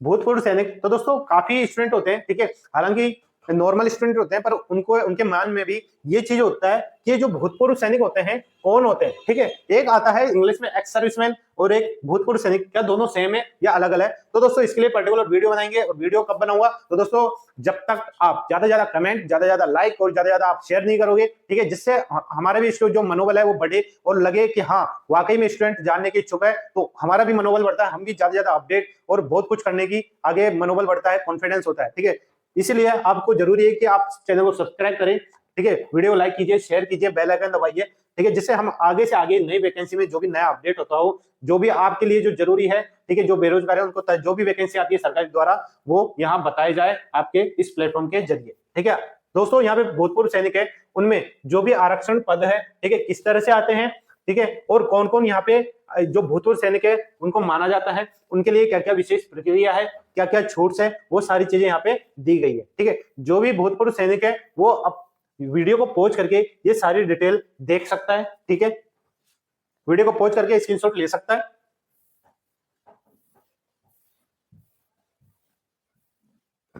अब जैसा कि मैंने बोला था उत्कृष्ट खिलाड़ी, ठीक है, यहाँ पे उत्कृष्ट खिलाड़ी आ चुका है। ठीक है, यहाँ पे कुल रिक्तियों का 2% यहाँ पे उत्कृष्ट खिलाड़ियों को पोस्ट क्रिएट की जाएगी। ठीक है, आपका कैटेगरी वाइज यहाँ अलग अलग है। ठीक है, हॉरिजॉन्टल रिजर्वेशन के अकॉर्डिंग यहाँ पे आपकी सीट क्रिएट हो जाती है 2% के अकॉर्डिंग। ओके, अब यहाँ पे उत्कृष्ट खिलाड़ी कौन माना जाता है, देख यहाँ पे साफ है, किसी उल्लेखित खेलकूद, ठीक है, किसी भी खेलकूद में आपका या तो अंतरराष्ट्रीय टूर्नामेंट हो या चैंपियनशिप हो, उसमें व्यक्ति से यानी स्वयं अकेले या टीम में आप भारतीय टीम का प्रतिनिधित्व करते हो, ठीक है, तो वो उस उत्कृष्ट खिलाड़ी में माना जाएगा। यहाँ पे अंतरराष्ट्रीय खेल संस्थाओं के सारे नाम दिए गए जिनमें वो भाग लिया हो और वहां पे कुछ ना कुछ मेडल लाया हो। ठीक है। यहाँ पे देख सकते हो विभिन्न प्रकार की अंतरराष्ट्रीय संस्थाओं का नाम है और उनके द्वारा जो भी आपकी टूर्नामेंट या चैंपियनशिप कराई जाती है उनका नाम है, ठीक है। ओलंपिक, एशियन, दक्षिण एशियन गेम्स, राष्ट्रमंडल, वर्ल्ड कप और एशियन चैंपियनशिप, इस टाइप के आपकी जो टूर्नामेंट चैंपियनशिप है उनमें पार्टिसिपेट किया हो, भारत का प्रतिनिधित्व करा हो और कुछ ना कुछ मेडल, ठीक है, वो जीत के लेकर आए हो, तो दोस्तों उनको उत्कृष्ट खिलाड़ी में माना जाएगा और उनको भी हॉरिजॉन्टल रिजर्वेशन के अकॉर्डिंग 2% यहाँ पे मिलेगा। ओके, और साथ में उन्होंने क्या क्या आपके काम की हैं, कब कि जिले वाइज, राष्ट्रीय वाइज, अंतरराष्ट्रीय वाइज उन्होंने किस खेल में क्या क्या मेडल जीता है, उसके आधार पे भी वो शामिल माना जाएगा। ये आप देख सकते हो, वीडियो को पॉज करके रीड कर सकते हो, स्क्रीनशॉट ले सकते हो। इसके बाद में चलते हैं दिव्यांगजन निःशक्तजन के लिए प्रावधान, क्या क्या प्रावधान दिए गए, ठीक है, कौन कौन से किनको दिव्यांगजन माना जाता है, ठीक है, वो दिया गया है। यहाँ पे समूह देख सकते हो, दृष्टि बाधित, श्रवण बाधित, ठीक है। इसके बाद में सेरेब्रल पाल्सी, कुष्ठ रोग, बौनापन, एसिड पीड़ित, मांसपेशियों की डिस्ट्रोफी सहित चलन निःशक्तता, ठीक है। इसके बाद में ऑटिज्म आ जाता है, बौद्धिक निःशक्तता आ जाता है, लर्निंग निःशक्तता आ जाता है। ये आपके ग्रुप है, ग्रुप के अकॉर्डिंग आपकी जो बेंचमार्क है होती है, यानी दृष्टि में आपका अलग अलग है, बी, ठीक है, बी में नेत्रहीन आता है, एलबी कम दृष्टि। ये आपके जो पर्टिकुलर ग्रुप है, पर्टिकुलर ग्रुप में भी आपके क्या क्या चीजें जो एक बेंचमार्क डिसाइड होता है, स्टैंडर्ड तय होता है, उसमें उन्हीं को ही ये चीजें रिजर्वेशन मिला है, ठीक है, वही यहाँ पे आपको दिव्यांगजन कैंडिडेट में माना जाएगा, ठीक है। इस चीज को आपको देख सकते हो। इसके बाद में यहाँ सारी डिटेल है दिव्यांगजन अभ्यर्थी की, क्या क्या चीजें उनको छूट है, क्या क्या प्रोविजन है उनको एक विशेष भर्ती में, ठीक है। अब आ जाते हैं वेतन के लिए। दोस्तों सबका फेवरेट है कि कोई भी वैकेंसी निकलती है तो उसकी वेतन कितना मिलता है, महीने का सैलरी क्या मिलती है, अलाउंस क्या मिलता है। तो दोस्तों आपको बता देना चाहता हूं, जो आपकी 3rd ग्रेड की वैकेंसी है, ठीक है, चाहे वो L1 की हो, ठीक है, या फिर L2 की हो, ठीक है। L1 में आपके क्लास 1 से लेके 5 तक, L2 में आपकी क्लास 6 से लेके 8 तक ये टीचर आपको पढ़ाते हैं, ठीक है। आप देख सकते हो लेवल 1 में क्लास 1 से लेके 5 तक, लेवल 2 में कक्षा 6 से लेके 8 तक टीचर अलग अलग होते हैं, सब्जेक्ट वाइज अलग अलग होते हैं। पर दोस्तों उनको जो सैलरी है ना, सैलरी बिल्कुल सेम मिलती है। कितनी मिलेगी सैलरी आपको मिलेगी, यहाँ पे लेवल 10 के अकॉर्डिंग सैलरी मिलेगी, ठीक है। अब दोस्तों लेवल 10 क्या होता है, इससे पहले जो मैंने लेवल 1 का नोटिफिकेशन का वीडियो बनाया था उसमें भी मैंने आपसे बोला था कि लेवल 10 क्या होता है, ठीक है, और लेवल 10 में जो ग्रेड पे है वो कितनी बनती है और ग्रेड पे के अकॉर्डिंग आपकी जो सैलरी है महीने की वो कितनी मिलेगी। ये मैंने बोला था कि जो भी कैंडिडेट इस वीडियो को देख रहे हैं, ठीक है, या कभी भी किसी भी कंडीशन में देख रहे हो, तो दोस्तों वो इस चीज की नॉलेज रखता है स्टूडेंट, तो इसकी जानकारी वो कमेंट बॉक्स में दे सकता है कि लेवल 10 में क्या ग्रेड पे रहती है, क्या सैलरी बनेगी, ठीक है। मैं तो बताऊंगा लास्ट में कि आपका लेवल 10 में क्या सैलरी बनेगी, वो वीडियो को लास्ट में बताऊंगा, ठीक है। आप वीडियो को अंत तक बने रहिएगा, ठीक है। आपकी इतना ही ध्यान रखना है, आपकी जो सैलरी है लेवल 10 में है, ओके। अब दोस्तों यहाँ पे लेवल 10 की जो आपकी वैकेंसी है इसमें क्या क्या होगा, ठीक है। आपका इसमें 2 साल तक आप परीक्षा विधीन रहेंगे, यानी प्रोबेशन पीरियड रहेगा। मान लो आपका लास्ट मेरिट में नाम आ जाता है, आपकी पोस्टिंग हो जाती है, तो 2 साल तक आप प्रोविजन पीरियड में रहते हो, ठीक है। उस प्रोविजन पीरियड में आपको फुल सैलरी नहीं मिलती, फुल सैलरी के एक अलावा आपको निश्चित आपकी सैलरी मिलती है, ठीक है। मान लो आपकी कोई 50,000 की सैलरी बन रही है, ठीक है, मान लो उसमें से भी आपका ये मान लो आपका 2 साल तक मंथली सैलरी 20 से 25,000 के बीच में आपको नियत कर दी जाएगी, ठीक है। कोई अलाउंस आपके ऐड नहीं होंगे, ठीक है, ये साफ दिया गया है। अन्य कोई भत्ते, मकान किराया भत्ता, महंगाई भत्ता, शहरी क्षतिपूर्ति भत्ता, विशेष वेतन आदि देय नहीं होंगे तब तक जब तक आपका प्रोबेशन पीरियड चल रहा है, और प्रोबेशन पीरियड आपका 2 साल का होता है। इस चीज को आपको ध्यान में रखना है। अन्य जो भी सुविधा है, अवकाश है राज्य सरकार के, वो मिलेंगे सभी को कॉमन, ओके। और साथ में आपका राजस्थान संस्कृत शिक्षा राज्य एवं अधीनस्थ सेवा विद्यालय नियम जो 2015 है, उसमें जो प्रावधान है, जो संशोधन होंगे वही आप पर लागू होंगे, ठीक है। इन नियम के अनुसार ही आपको सारी चीजें प्रोवाइड होंगी, ठीक है, लागू होगी। अब आते हैं आपकी जो पात्रता है, यानी लेवल 2 कक्षा 6 से लेकर 8 तक, इसमें सब्जेक्ट वाइज क्या पात्रता रहने वाली है, ठीक है, वो बिल्कुल करेक्ट धीरे धीरे पढ़ेंगे, जिससे कोई भी स्टूडेंट अगर एलिजिबिलिटी रखता है तो बिल्कुल अपनी एलिजिबिलिटी पहचान सके और आवेदन कर सके। अब शुरू में आपके बात करेंगे कक्षा 6 से लेकर 8 तक की वैकेंसी है, कॉमन है, बार बार बताने की जरूरत नहीं है। बताऊंगा सिर्फ क्या सब्जेक्ट, कि सब्जेक्ट वाइज क्या क्या अंतर आएगा, ओके। सबसे पहले बात करेंगे आपकी संस्कृत सब्जेक्ट की, ठीक है। संस्कृत सब्जेक्ट की आपकी जो एजुकेशन क्वालिफिकेशन है उसके ऊपर बात करेंगे। तो दोस्तों सबसे पहले ए पॉइंट पे आते हैं, ठीक है। इसमें क्या मांगा गया है, शास्त्री, ठीक है, शास्त्री मांगा गया है। इसमें इसके समतुल्य पारंपरिक संस्कृत शिक्षा भी माना जा सकता है, और साथ में प्रारंभिक शिक्षा में 2 साल का डिप्लोमा, चाहे वो किसी भी नाम से जाना जाता हो, वो आपके पास होना चाहिए, तब जाके ये आप फॉर्म भर सकते हो। ठीक है, अभी पहला पॉइंट है ए, पहले ए की बात करेंगे, फिर बी की पॉइंट बात करेंगे। जब ए और बी में आप दोनों एलिजिबल हो, दोनों क्वालिफिकेशन रखते होंगे, तभी आप आवेदन कर सकते हो। मात्र ए पॉइंट में जो क्वालिफिकेशन है उसके आधार पे आप आवेदन नहीं कर पाओगे। ठीक है, आगे आते हैं।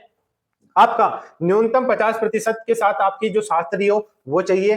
ठीक है, समतुल्य आपका क्या होना चाहिए, पारंपरिक संस्कृत शिक्षा, और आपका शिक्षा शास्त्र में 1 वर्ष का स्नातक यानी बीएड। ठीक है, हो गया, बैचलर इन एजुकेशन होना चाहिए आपका 1 साल का। ठीक है, क्लियर हो गया है। इसके अलावा और क्या है, न्यूनतम 45% के साथ में आपकी शास्त्री हो या इसके समतुल्य आपकी पारंपरिक संस्कृत शिक्षा हो, साथ में आपके शिक्षा शास्त्र में 1 वर्ष का स्नातक जो बीएड बोला जाएगा। ठीक है, और साथ में आपके समय समय पर जारी किए गए राष्ट्रीय अध्यापक शिक्षा परिषद यानी आपका एनसीटीई, इनके द्वारा जो भी आपके नॉर्म्स है, मान्यता है, मानदंड है, वो क्रियाविधि है, वो जो लागू होती है, रिकॉग्नाइज, वो चीजें होनी चाहिए।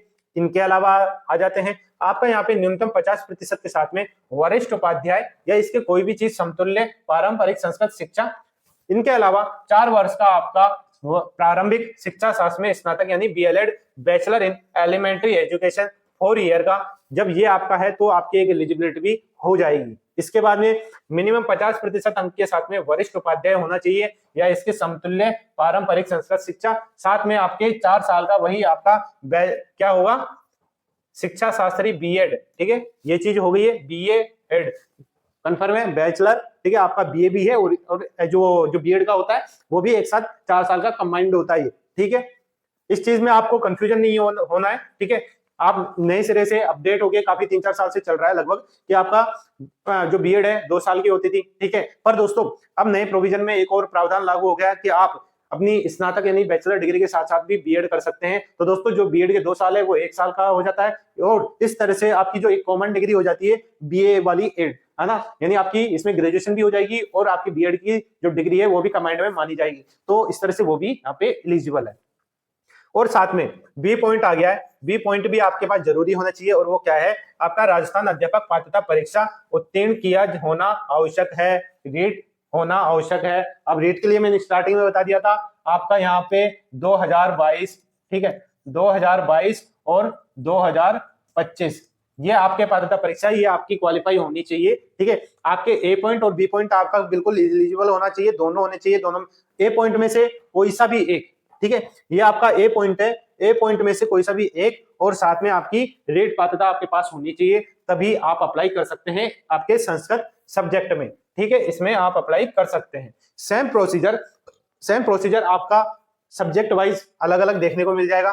ठीक है, सामाजिक अध्ययन की बात आ जाएगी, जिसमें और इंग्लिश की, गणित, विज्ञान और हिंदी। इसी तरीके से आपके यहाँ पे कॉमन आपका वही ए पॉइंट आ जाएगा। ठीक है, ए पॉइंट में यही आपकी क्वालिफिकेशन मांगी जाएगी। ठीक है, और आपका रेट का माना जाएगा। ठीक है, आप देख सकते हो यहाँ पे, मैं वापस पढ़ के बता देता हूँ, क्योंकि एजुकेशन क्वालिफिकेशन की बात है, आपको बिल्कुल क्लियर होना चाहिए। ठीक है, वीडियो थोड़ी सी लंबी हो जाएगी, पर जो क्लियर है, जो क्लैरिफिकेशन है, वो आपको होना बहुत जरूरी है। ठीक है, शुरू करेंगे। इसमें आपका ग्रेजुएशन होना चाहिए, ग्रेजुएशन के साथ में 2 साल का diploma in elementary education DElEd होना चाहिए आपके पास में। ठीक है, एक पॉइंट आ गया। सेकंड, आपका 45% के साथ में आपने आपकी ग्रेजुएशन करी हो। ठीक है, या फिर और साथ में ग्रेजुएशन के साथ में शिक्षा शास्त्र में 1 साल का आपका बीएड हो। ठीक है, 1 साल का बीएड लगभग ये मान के चलो, मेरे अंदाजन 2015 या 16 से पहले आपका 1 साल का बीएड होता था, उसके बाद में 2 साल का बीएड स्टार्ट हो चुका है। ठीक है, तो यानी वो 1 साल के बीएड जो पहले के अभ्यर्थी अब तक जॉब नहीं लगे, तो वो भी यहाँ पे एलिजिबल है। इसके आगे न्यूनतम 50% के साथ में, ठीक है, उच्चतर माध्यमिक, ठीक है, उच्च नहीं है, उच्चतर माध्यमिक, ठीक है, यानी सीनियर सेकेंडरी में आपका 50% चाहिए। साथ में 4 वर्ष का अगर आपका बैचलर इन एलिमेंट्री एजुकेशन है, ठीक है, तो दोस्तों वो कैंडिडेट भी यहाँ पे एलिजिबल है। इसके बाद में अगर किसी के पास में 50% के साथ में उच्चतर माध्यमिक यानी सीनियर सेकेंडरी है किसी के पास में, तो दोस्तों और 4 वर्ष का बीए है, बीएससी एड है ना, बीए बीएड है। ठीक है, इसका मतलब जो मैंने अभी बोला, आपके कंबाइंड में आपकी डिग्री और आपकी बीएड होने लग गई है। ठीक है, बीए और बीएड, बीएससी और बीएड, ठीक है, ये आप देख सकते हो।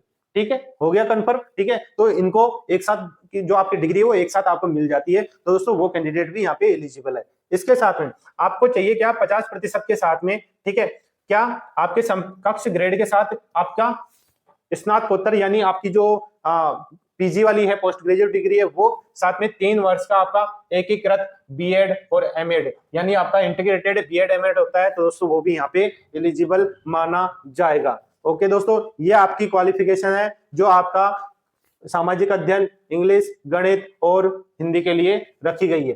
ठीक है दोस्तों, ये आपका एजुकेशन क्वालिफिकेशन हो गया। आशा करता हूं सभी कैंडिडेट जो भी देख रहे हैं अभी तक उनको क्लैरिफिकेशन हो गया अपना एजुकेशन क्वालिफिकेशन सब्जेक्ट वाइज में। ठीक है दोस्तों, अब और क्लियर हो जाता है। स्नातक स्तर पर अंकों के न्यूनतम प्रतिशत की शर्त उन पदाधिकारियों के मामलों में लागू नहीं होगी जिन्होंने शिक्षा में स्नातक अथवा प्रारंभिक शिक्षा में स्नातक अथवा प्रारंभिक शिक्षा में 2 वर्ष का कोई डिप्लोमा 29 जुलाई 2011 से पहले दाखिला ले लिया है। यानी इसमें आप देख रहे होंगे यहाँ पे 45%, 50%, 50%, 55%। ठीक है, इन मामलों में यहाँ पे दिया गया है कि अगर किसी ने डिग्री या डिप्लोमा जो 29 जुलाई 2000 पहले से किया है, जो अब तक जॉब नहीं लगे हो, तो उनपे ये लागू नहीं होगा परसेंटेज का क्राइटेरिया। लागू किन पे होगा, जिन्होंने 29 जुलाई 2011 से बाद में ये डिग्री या डिप्लोमा किया है, उनपे ही परसेंटेज का क्राइटेरिया है वो लागू होगा। यहाँ पे देख सकते हो आपका 29 जुलाई या उसके बाद में जो आपने डिग्री या डिप्लोमा करा है, तो दोस्तों उसमें आपका न्यूनतम 50% लाने की बाध्यता रखी गई है। ये चीजें आपको समझनी है। ठीक है, अब ये चीजें आ गई है, आगे आ जाते हैं। ठीक है, अब यहाँ पे जो संबंधित आपकी सब्जेक्ट है उसको और क्लैरिफिकेशन करा है। कैसे, आपका जो भी सामाजिक अध्ययन है, ठीक है, अब सामाजिक अध्ययन में किनको माना जाता है वो चीजें यहाँ पे क्लियर करिए।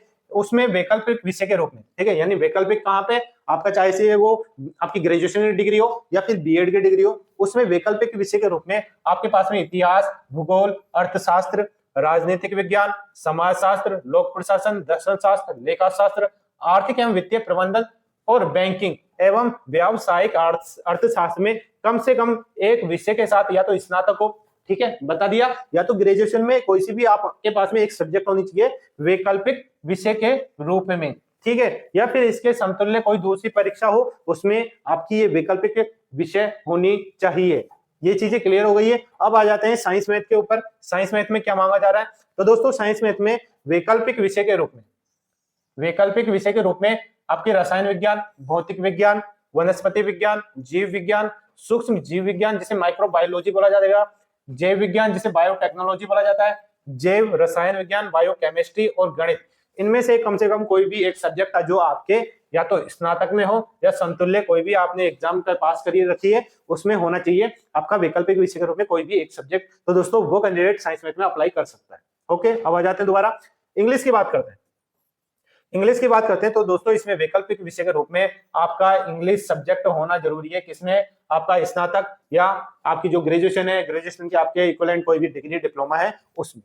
सेम आपके हिंदी की बात रहेगी, हिंदी भी वैकल्पिक विषय के रूप में आपका स्नातक डिग्री है उसमें या आपके उसके समतुल्य है तो उसमें भी आपका ये वैकल्पिक विषयों में माना जाएगा। ठीक है, अब दोस्तों ये बात तो थी। ठीक है, थर्ड पॉइंट आता है आपका कि आपकी जो पात्रता परीक्षा है 2022-2025, तो दोस्तों वो आप पास कर चुके हो, ठीक है, तो उसमें आप एलिजिबल होंगे। ठीक है, अब फोर्थ पॉइंट आता है जो अभ्यर्थी प्रारंभिक परीक्षा यानी BElEd, bachelor in elementary education, BA BEd, BSc BEd में क्या हो, डिग्री हो साथ में, अर्थात 4 वर्ष का आपका जो इंटीग्रेटेड कोर्स होता है ये, ठीक है, उसमें कोई भी आपका अर्हता यानी एलिजिबल रखने वाला कोई कैंडिडेट तत्संबंधी विषय के साथ में उत्तीर्ण होना चाहिए।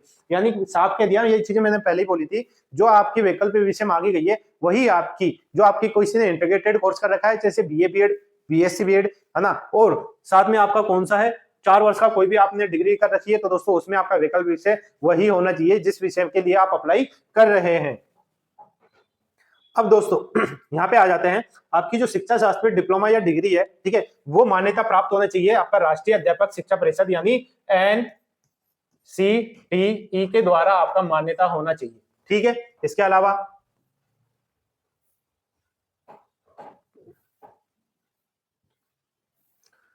आयु की बात करते हैं जो जरूरी है। ठीक है, आपके टीचर की वैकेंसी बहुत जरूरी मानी जाती है आयु की।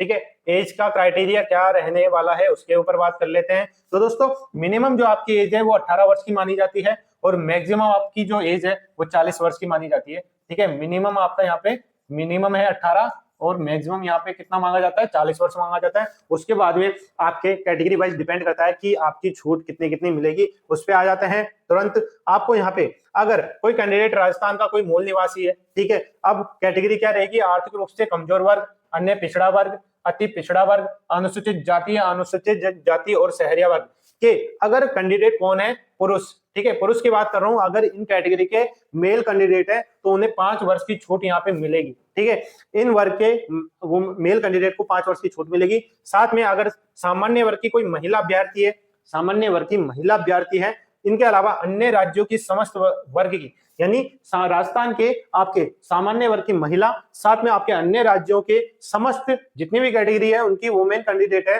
तो उन्हें यहाँ पे 5 साल की छूट यहाँ पे देखने को मिलेगी। हो गया क्लियर? अब आगे आते हैं, अगर राजस्थान राज्य के कौन है, मूल निवासी है, वही कैटेगरी दे दी आपकी, अन्य आर्थिक रूप से कमजोर वर्ग, अन्य पिछड़ा वर्ग, अति पिछड़ा वर्ग, अनुसूचित जाति, अनुसूचित जनजाति और शहरी वर्ग की कौन है, महिला है, तो उन्हें यहाँ पे 10 साल की छूट देखने को मिल रही है। तो दोस्तों ये आपका छूट का क्राइटेरिया है कैटेगरी वाइज में। ठीक है, और इनके अलावा आपको यहाँ पे भूतपूर्व सैनिकों के लिए, ठीक है, अलग अलग विधवाओं या तलाकशुदा महिलाओं के लिए भी यहाँ पे आपको छूट दे रखी है। विधवाओं व तलाकशुदाओं की यहाँ कोई सीमा निर्धारित नहीं है, वो किसी भी एज में अगर एलिजिबिलिटी रखती है एजुकेशन वाली तो यहाँ पे वो अप्लाई करने योग्य है। ठीक है, यहाँ पे इसी तरीके से आपके अलग अलग स्तर पे जो छूट है ना, एज के संदर्भ में वो देखने को मिलेगी। ठीक है, अब दोस्तों आते हैं आपका जो आवेदन है वो डेट क्या है। ठीक है दोस्तों, स्टार्टिंग में मैंने इसलिए नहीं बताया कि बहुत स्टूडेंट होते हैं वो वीडियो को पूरा नहीं देखते। ठीक है, वीडियो पूरा नहीं देखने का खामियाजा ये होता है उनके लिए जो इंपॉर्टेंट चीजें होती है वो उनको पता नहीं लगती। ठीक है, तो लास्ट टाइम जब उनके साथ कोई कंडीशन क्रिएट होती है तब दोस्तों वो पता करते रहते हैं क्या होगा क्या नहीं होगा। दोस्तों पूरे नोटिफिकेशन में आपके लिए पूरी डिटेल दी होती है, तो दोस्तों वीडियो के लास्ट तक अंत तक बने रहना है आपको। ठीक है, आपका यहाँ पे मैंने स्टार्टिंग में बता दिया, आपका यहाँ पे एसएसओ आईडी लॉगिन करना है, ठीक है, रजिस्ट्रेशन करना है, उसके बाद में ओटीआर का प्रोसेस है वो पूरा करना है। ठीक है, और जब आवेदन करोगे, आवेदन की डेट क्या रहेगी आपकी 7/11 यानी 7 नवंबर 2025 से स्टार्ट हो जाएंगे, जो कि स्टार्ट हो चुके हैं, और आपकी जो लास्ट डेट है वो रहेगी 6 दिसंबर 2025 रात के 12 बजे तक आप ऑनलाइन आवेदन कर सकते हैं। ये आपका टाइमिंग है, डेट है। ठीक है, इसलिए इन्होंने भी बोला है कि आपको सलाह दी जाती है कि ऑनलाइन आवेदन की अंतिम जो तारीख है उसका इंतजार किए बिना आप जो आपका एप्लीकेशन आवेदन है वो पहले से ही सबमिट कर दे। ठीक है, आपका जो परीक्षा का आयोजन है इसमें आपकी डेट भी दे रखी है। जिन कैंडिडेट को नहीं पता कि आपकी जो आवेदन की आईडी है यानी जो तिथि है, एग्जाम डेट है, वो पहले से ही निर्धारित है। वो क्या है, आपकी एग्जाम जो डेट है वो आपकी 17 जनवरी 2026 से लेके 21 जनवरी 2026 के बीच में आपकी एग्जाम आयोजित होगी। अब इन्हीं डेट में आपकी L1 की एग्जाम भी कंडक्ट होगी और L2 के सब्जेक्ट वाइज भी आपकी यहाँ पे एग्जाम कंडक्ट होगी। तो दोस्तों आपकी एग्जाम डेट पहले से ही फिक्स थी, साल भर पहले से। ठीक है, और इन्होंने और क्लैरिफिकेशन कर दिया गया है, आपको अपनी तैयारी में लग जाना, टाइम बहुत कम है। और आपकी जो एग्जाम है ऑफलाइन होगी और OMR आधारित होगी। हो गया क्लियर? अब आगे आ जाते हैं, आपका एडमिट कार्ड है, आपके एग्जाम से 10-15 दिन पहले आपका सीट इंटीमेशन जारी हो जाएगा, और आपकी जो मेन डेट होगी उससे पहले आपका 2-3 दिन पहले आपका एडमिट कार्ड देखने को मिल जाएगा। ठीक है, अनापत्ति प्रमाण पत्र यानी एनओसी बोला जाता है। अगर कोई कैंडिडेट पहले से सरकारी जॉब में है, किसी PSU सेक्टर में है, तो दोस्तों वहां से उसको एनओसी का लाना होगा और देना होगा। ठीक है, इसके बाद में नियुक्ति की अयोग्यता की, एक कैंडिडेट की अयोग्यता क्या होगी अगर नियुक्ति में कोई दिक्कत आती है, तो वो भी आप यहाँ पे देख सकते हो, स्क्रीनशॉट ले सकते हो, आराम से पढ़ सकते हो कि ऐसी क्या क्या कंडीशन है जो आपको अयोग्य करेगी नियुक्ति के लिए। ओके, आगे आते हैं, पेंशन की सुविधा यहाँ पे दी गई है, आपको पेंशन मिलेगी रिटायरमेंट होने के बाद में। विवाह पंजीकरण, अगर कोई मेल कैंडिडेट फीमेल कैंडिडेट दोनों अगर मैरिड है, ठीक है, तो उन्हें अपना जो मैरिज सर्टिफिकेट है वो दस्तावेज सत्यापन के समय में प्रस्तुत करना होगा, और आवेदन करते समय भी आपसे पूछा जाएगा कि आप मैरिड हो, तो वहां पे आपको यस करना है। ठीक है, ये चीजें प्रोसेस है। आपके ऑनलाइन आवेदन के समय आपको क्या क्या आवश्यक जानकारियां रखनी है, क्या क्या चीजें यहाँ पे जरूरी है, वो सब कुछ दिया गया है। ठीक है, आपको जो मेन डाटा था वो मैं आपको बताते चलता हूँ, फिर भी अगर कोई चीज रह जाती है, ठीक है, जहां तक है जो एक जरूरी होता है एप्लीकेशन फॉर्म को अप्लाई करने के लिए, आवेदन करने के लिए, मैं सारी चीजें आपको यहाँ पे क्लियर कर रखा है। ठीक है, अब दोस्तों जब आप आवेदन करोगे, ठीक है, आवेदन करते टाइम पे आपको लास्ट में एक आपको अपनी जो फोटो है पासपोर्ट साइज फोटो वो आप यहाँ पे अपलोड करनी होगी जेपीजी फॉर्मेट में, और आपका साइन वो भी जेपीजी फॉर्मेट में अपलोड करना होगा। दोनों की चीजें अलग अलग है, ठीक है। आपका जो अपलोड करना होगा आपका इमेज, वो दोस्तों आप जब एसएसओ आईडी ओटीआर करोगे उस टाइम पे आपसे मांग लिया जाएगा, वही फोटो आपको वहां पे दिखेगी, ठीक है। आपका इसमें एक अंतर क्या आएगा, यहाँ पे आपको लाइव फोटो आपकी खींचेगी, ठीक है। अब लाइव फोटो का आप दोस्तों चाहे आप मोबाइल से भर रहे हो, ठीक है, या फिर पीसी से, लैपटॉप से, जिससे भर रहे हो, आपका लाइव फोटो होना चाहिए। लाइव फोटो से रिलेटेड क्या क्या दिशा निर्देश है वो यहाँ पे दिए गए, ठीक है। आपको लाइव फोटो कैप्चर करना होगा, उसके लिए क्या होगा, लाइव फोटो के लिए 5 सेकंड के टाइमर के पश्चात, यानी जैसे आप क्लिक करोगे लाइव फोटो में आपका यहाँ 5 सेकंड का टाइमर आ जाएगा, ठीक है। उसके पश्चात आप जो कैंडिडेट है उसको पलक होती है आंखें, उसको 2-3 बार झपकाना है, ठीक है। यदि आपकी फोटो के साथ मतलब आपकी मान लो अपने आप ऑटोमेटिक कैप्चर हो जाएगी आपकी फोटो, है ना। आपको वो फोटो देखनी है कि बिल्कुल क्लियर आ रही है, नहीं आ रही। अगर उसमें आंखें बंद है तो वापस आप कैप्चर कर सकते हो, ठीक है, पुनः कैप्चर कर सकते हो, ठीक है। जब तक फोटो सही नहीं आएगी आप बार बार फोटो देख सकते हो, खींच सकते हो, ठीक है। और साथ में बिल्कुल कैमरे की तरफ देखना है।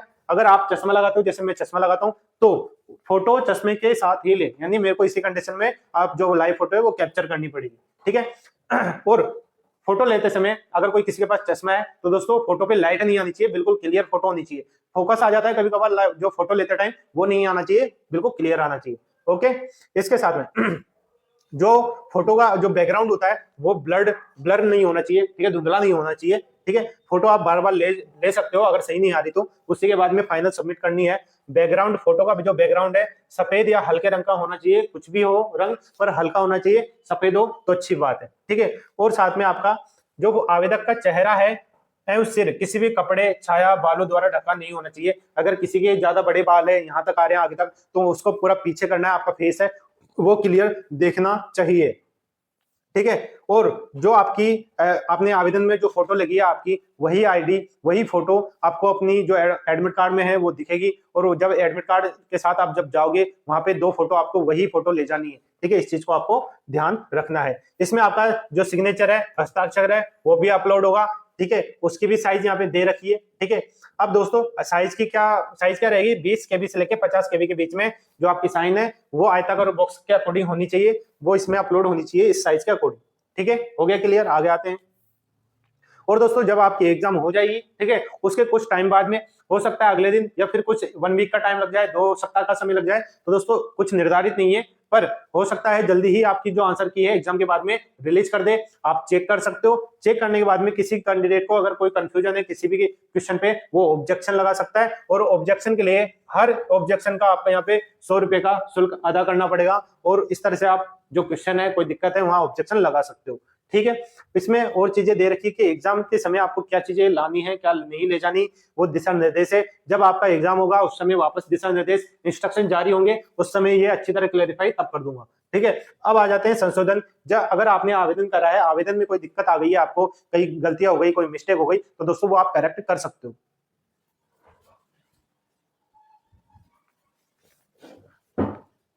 वो करेक्ट करने के लिए आपको यहाँ पे टाइम दिया जाएगा। जब आपका लास्ट डेट रहेगी, ठीक है, लास्ट जो भी डेट रहेगी, यानी 6 दिसंबर के आसपास आपकी डेट रहेगी, उसके बाद में आपको निर्धारित टाइम दिया जाएगा। उस निर्धारित टाइम में आप मॉडिफिकेशन कर सकते हो, ठीक है। अब मॉडिफिकेशन क्या क्या कर सकते हो यहाँ पे क्लेरिफाई दिया गया है, आपको ये जानना बहुत जरूरी है, ठीक है। क्लियर कर देता हूं। यहाँ पे संशोधन हेतु आपका जो भी लास्ट डेट रहेगी उसमें, ठीक है, यहाँ पे दिया गया है कि 7/11 द्वारा, यानी जब आपके जो फॉर्म स्टार्ट होंगे उसके द्वारा जो कोई भी कैंडिडेट हो अपने ओटीआर में वन टाइम रजिस्ट्रेशन में अपना स्वयं का नाम, पिता का नाम, जन्म तिथि, लिंग का परिवर्तन करना है। तो अगर कोई चाहता है कि जब आप आवेदन कर रहे हैं तो ओटीआर में जो आपका नाम, पिता का नाम, ये चीजें चेंज करनी है, तो कैसे चेंज करोगे, तो दोस्तों सर्वप्रथम आप जो आधार है जनाधार में परिवर्तन करना होगा। क्यों करना होगा दोस्तों, पहले जो बोला था मैंने, आपका जो रजिस्ट्रेशन है, ठीक है, जब आप ओटीआर करोगे उस समय भी आपका जो लिंक फेच करना पड़ेगा, यानी आपका जो नाम है, ठीक है, वो आपके आधार कार्ड जनाधार से लिंक होता है, फेच होता है, ठीक है। उस जो यानी आधार कार्ड जनाधार कार्ड में जो आपकी डिटेल होगी, आपका नाम, आपका पापा का नाम, डीओबी, वही आपका फेच होके एप्लीकेशन फॉर्म में ऑटोमेटिक आ जाएगी। और उसमें अगर कोई दिक्कत है, बदलाव करना चाहते हो, तो दोस्तों आपको ओटीआर में करना पड़ेगा, और ओटीआर में करने के लिए आपको जनाधार या आधार में करेक्शन करवाना पड़ेगा। उसके बाद में आपको वापस ओटीआर में जाना है, एक फेच बटन दिखाई देगा आपको, फेच बटन पे क्लिक करना है, अपने आप ही वहां पे आपकी जो ओटीआर का है वो अपडेट हो जाएगा। ये चीज। अब आते हैं नेक्स्ट, बोल देखिए, ओटीआर स्क्रीन पे फेस का बटन दबाना होगा, जिससे आपका जो नया अपडेट आपने करा है वो अपने आप ऑटोमेटिक अपडेट वहां पे हो जाएगा। ठीक है, अब इसमें अभ्यर्थी को अपने ओटीआर में जो भी आरक्षण श्रेणी है, ठीक है, रिजर्वेशन श्रेणी है, दिव्यांगजन श्रेणी है, मूल निवास में वांछित संशोधन करने की अनुमति दी गई है। ठीक है, ये आवेदन आप कर सकते हो। ठीक है, अभ्यर्थी संशोधन करने के उपरांत ही ऑनलाइन आवेदन भरे। ठीक है, यानी सबसे पहले जो आप आवेदन करना चाहते हो उसमें कोई करेक्शन करना चाहता हूं, फर्स्ट ऑफ ऑल पहले वो आप संशोधन कर लीजिए, उसके बाद ही आप एप्लीकेशन फॉर्म फिल कीजिए। ठीक है, अब सेकंड बात, अगर कोई कैंडिडेट है सबमिट कर चुका है अपना आवेदन, तो दोस्तों अगर ऑनलाइन सबमिट कर चुका है तब कंडीशन क्या होगी, तो दोस्तों ऐसी स्थिति में क्या होगा, संशोधन करने की अवधि के दौरान भी आप स्वयं का नाम, पिता का नाम, जन्म तिथि, लिंग में परिवर्तन करने की अनुमति नहीं होगी, क्योंकि आपने एक बार जो परिवर्तन कर दिया, अब आप एप्लीकेशन फॉर्म फिल कर रहे हो, उसमें जो डाटा आ गया, कौन कौन, आपका नाम, पिता का नाम, डीओबी, आपका लिंक, ठीक है, ये चेंज करने की आपको वहां पे अलाउ नहीं होगा। ठीक है, क्लियर है, नहीं होगा चेंज उस टाइम पे। ठीक है, इसके अलावा क्या क्या होगा चेंज, आपकी आरक्षण श्रेणी है, दिव्यांगजन श्रेणी है, मूल निवास में आप संशोधन करते हैं तो पहले इसे आपको ओटीआर पर ये चीजें संशोधन करना होगा। कुल मिला के बात यही है, अगर आपको कोई चीज संशोधन करनी है, आपको पता है, तो दोस्तों एप्लीकेशन फॉर्म आवेदन करने से पहले वो आप मेन डाटा नम में ही आप संशोधन कर ले, उसके बाद ही आवेदन करें। और अगर उसके बाद में भी कोई गलतियां हो जाती है तो दोस्तों उसके लिए दोस्तों यहाँ पे साफ दिया गया है कि इससे उसे स्वयं के आवेदन में पूर्व में भरे गए जो भी डिटेल है विकल्प उपलब्ध हो जाएंगी। ठीक है, इस तरह से वो ऑनलाइन आवेदन कर सकता है। तो दोस्तों आप अपना ऑनलाइन जो आवेदन है, पहले ये है कि जो कोई गलतियां हुई है तो अगर आप आधार या जनाधार में गलत है तो उसे अपडेट करिए, उसके बाद में अपना आवेदन भरिए। ठीक है, हो चुका है। अब आगे आते हैं।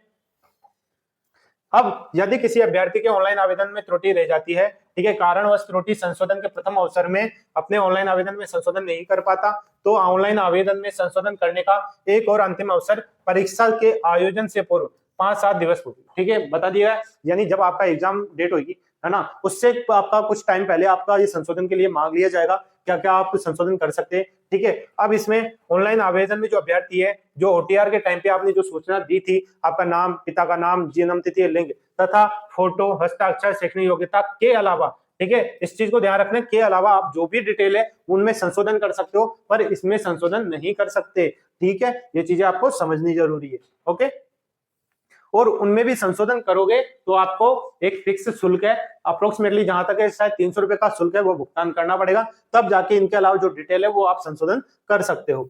ठीक है, अब आगे आ जाते हैं।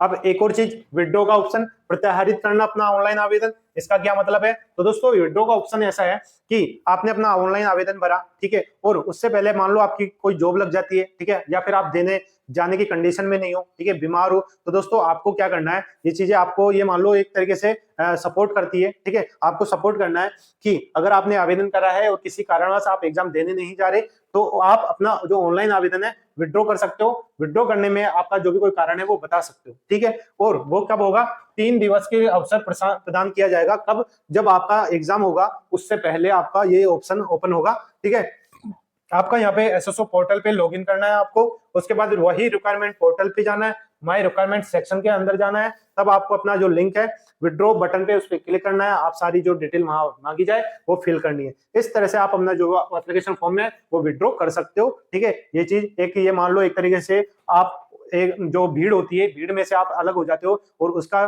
ये मान लो फायदा होता है, एक तो बोर्ड का भी पैसा बच जाता है। ठीक है, वो बहुत सारी जो आपकी प्रोबेबिलिटी होती है स्कूल से एडजस्ट करना, ठीक है, बहुत सारे अरेंजमेंट होते हैं, वो आपका टोटल नंबर ऑफ जो कैंडिडेट है जिन्होंने एप्लीकेशन भरा है, फिल करा है, उसके अकॉर्डिंग ही सेट होती है। ठीक है, इनका फायदा ये हो जाता है, काफी सारी उनका है बचत हो जाती है। ठीक है, ये चीज आपको यहाँ पे सपोर्ट करना है अगर एग्जाम देने नहीं जा रहे हो। ठीक है, इसके बाद में अभ्यर्थियों के प्रमाण पत्र के संबंध में, जब आपका डीवी होगा, डॉक्यूमेंट वेरिफिकेशन होगा, दस्तावेज सत्यापन होगा, उस समय आप जो भी आपकी पर्सनल डिटेल संबंधित प्रमाण पत्र है, ठीक है, मूल निवास है, जाति है, ठीक है, आपका कास्ट सर्टिफिकेट है, ठीक है, आपका 10th सर्टिफिकेट, 12th का, डिग्री का, डिप्लोमा है, तो और साथ में जितने भी आपके यहाँ पे अटैच होंगे वो सारे प्रमाण पत्र आपको बिल्कुल सही रखना है, उनकी डिटेल सही भरना है। ठीक है, वो आपके यहाँ पे दस्तावेज सत्यापन के टाइम पे काम आएगी। आगे आ जाते हैं। तो दोस्तों इस तरह से आप देख सकते हो आपके पूरे नोटिफिकेशन में बहुत सारी ये इंपॉर्टेंट इंफॉर्मेशन है वो दी गई है।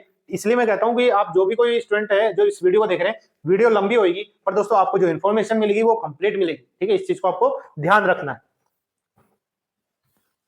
आगे आ जाते हैं और क्या क्या इंफॉर्मेशन है जो आपको जानने के लिए जरूरत है। ठीक है, चयन की प्रक्रिया में दोस्तों जो सिलेक्शन का जो प्रोसीजर है, जब एग्जाम हो जाएगी, एग्जाम के बाद में आपके जो आपने सूचना भरी है लेवल 1 में, आपने जो प्रेफरेंस भरी है जिले वाइज में, उस आधार पे आपके मार्क्स के आधार पे, ठीक है, कैटेगरी में और टोटल, साथ में L2 की बात करें तो आपकी सब्जेक्ट में, सब्जेक्ट के अकॉर्डिंग में आपके जो कैटेगरी वाइज है उसके अकॉर्डिंग आपकी जो मेरिट है वो तैयार होती है, उसके बाद में ही आपका रिजल्ट जारी होता है। ठीक है, ये आपका सिलेक्शन का प्रोसीजर है। आपके एग्जाम के बाद में आपके आंसर की रिलीज होगी, आंसर की रिलीज होने के बाद में ऑब्जेक्शन होंगे, ऑब्जेक्शन सोल्व होने के बाद में कुछ टाइम बाद में 2 महीने 1 महीने बाद में जैसा ही उनका पूरा डाटा तैयार होता है तब आपका जो रिजल्ट है घोषित कर दिया जाता है मेरिट लिस्ट के आधार पे।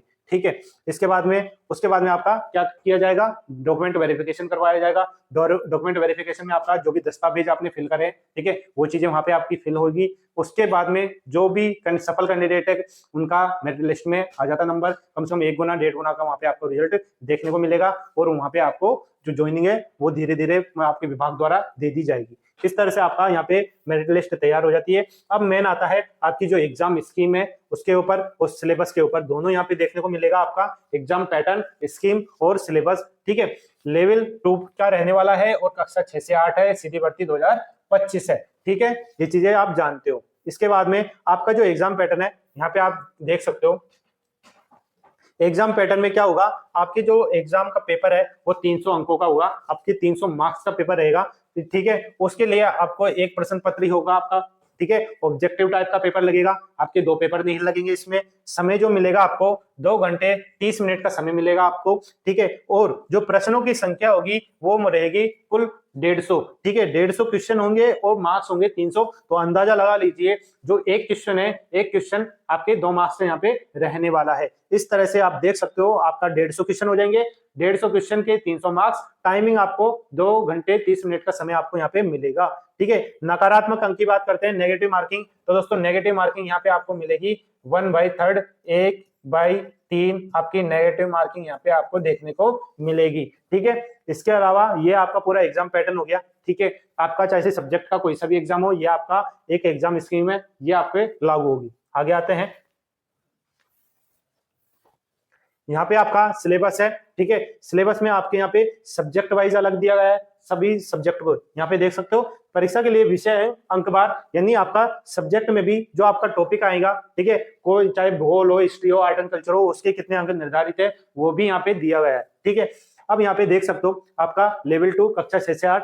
ठीक है, अब यहाँ पे आप देख सकते हो आपका पहले यहाँ पे क्या आएगा, भौगोलिक, ऐतिहासिक और सांस्कृतिक ज्ञान और राजस्थानी भाषा। ये आपके 4 डिवाइडेशन है।